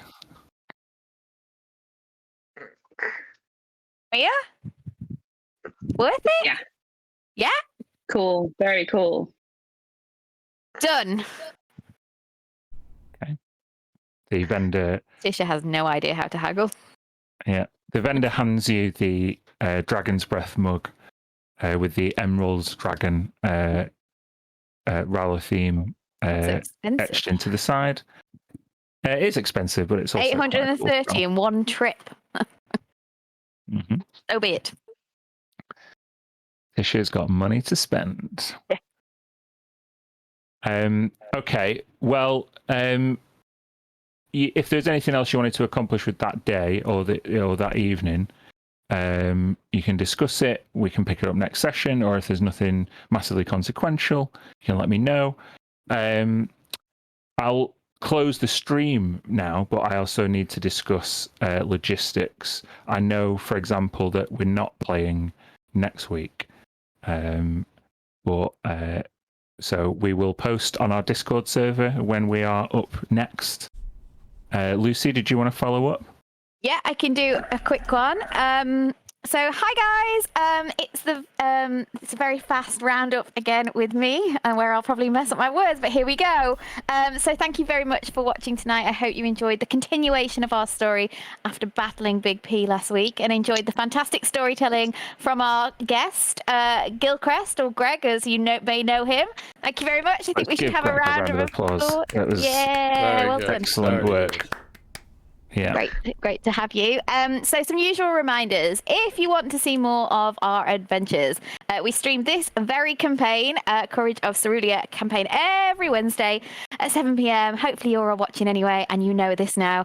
But the recording is available on YouTube in the week after, hopefully within the day or two after, but depending on how we get going sometime in that week. If there is anybody watching who is not part of the community and wants to be, message our very own DM on Instagram at bard.college for a link, or see the video description in Twitch and YouTube for more contact details to be part of our growing community of players and dungeon masters. And finally, don't forget your merch. And I want to just point out Smoke or John right there wearing the t-shirt. If you want a t-shirt, you know where to go. That's at rev-level.com. Oh, and he's having a look at the back. Oh, look at that. I've actually not seen the back before. That looks pretty awesome. /Bard College. Again, links in the description, both on Twitch and YouTube. Thank you very much and have a good evening. Thanks. So, I believe we will see you in a fortnight's time on the 31st. Thanks very much for tuning in. Bye. Bye.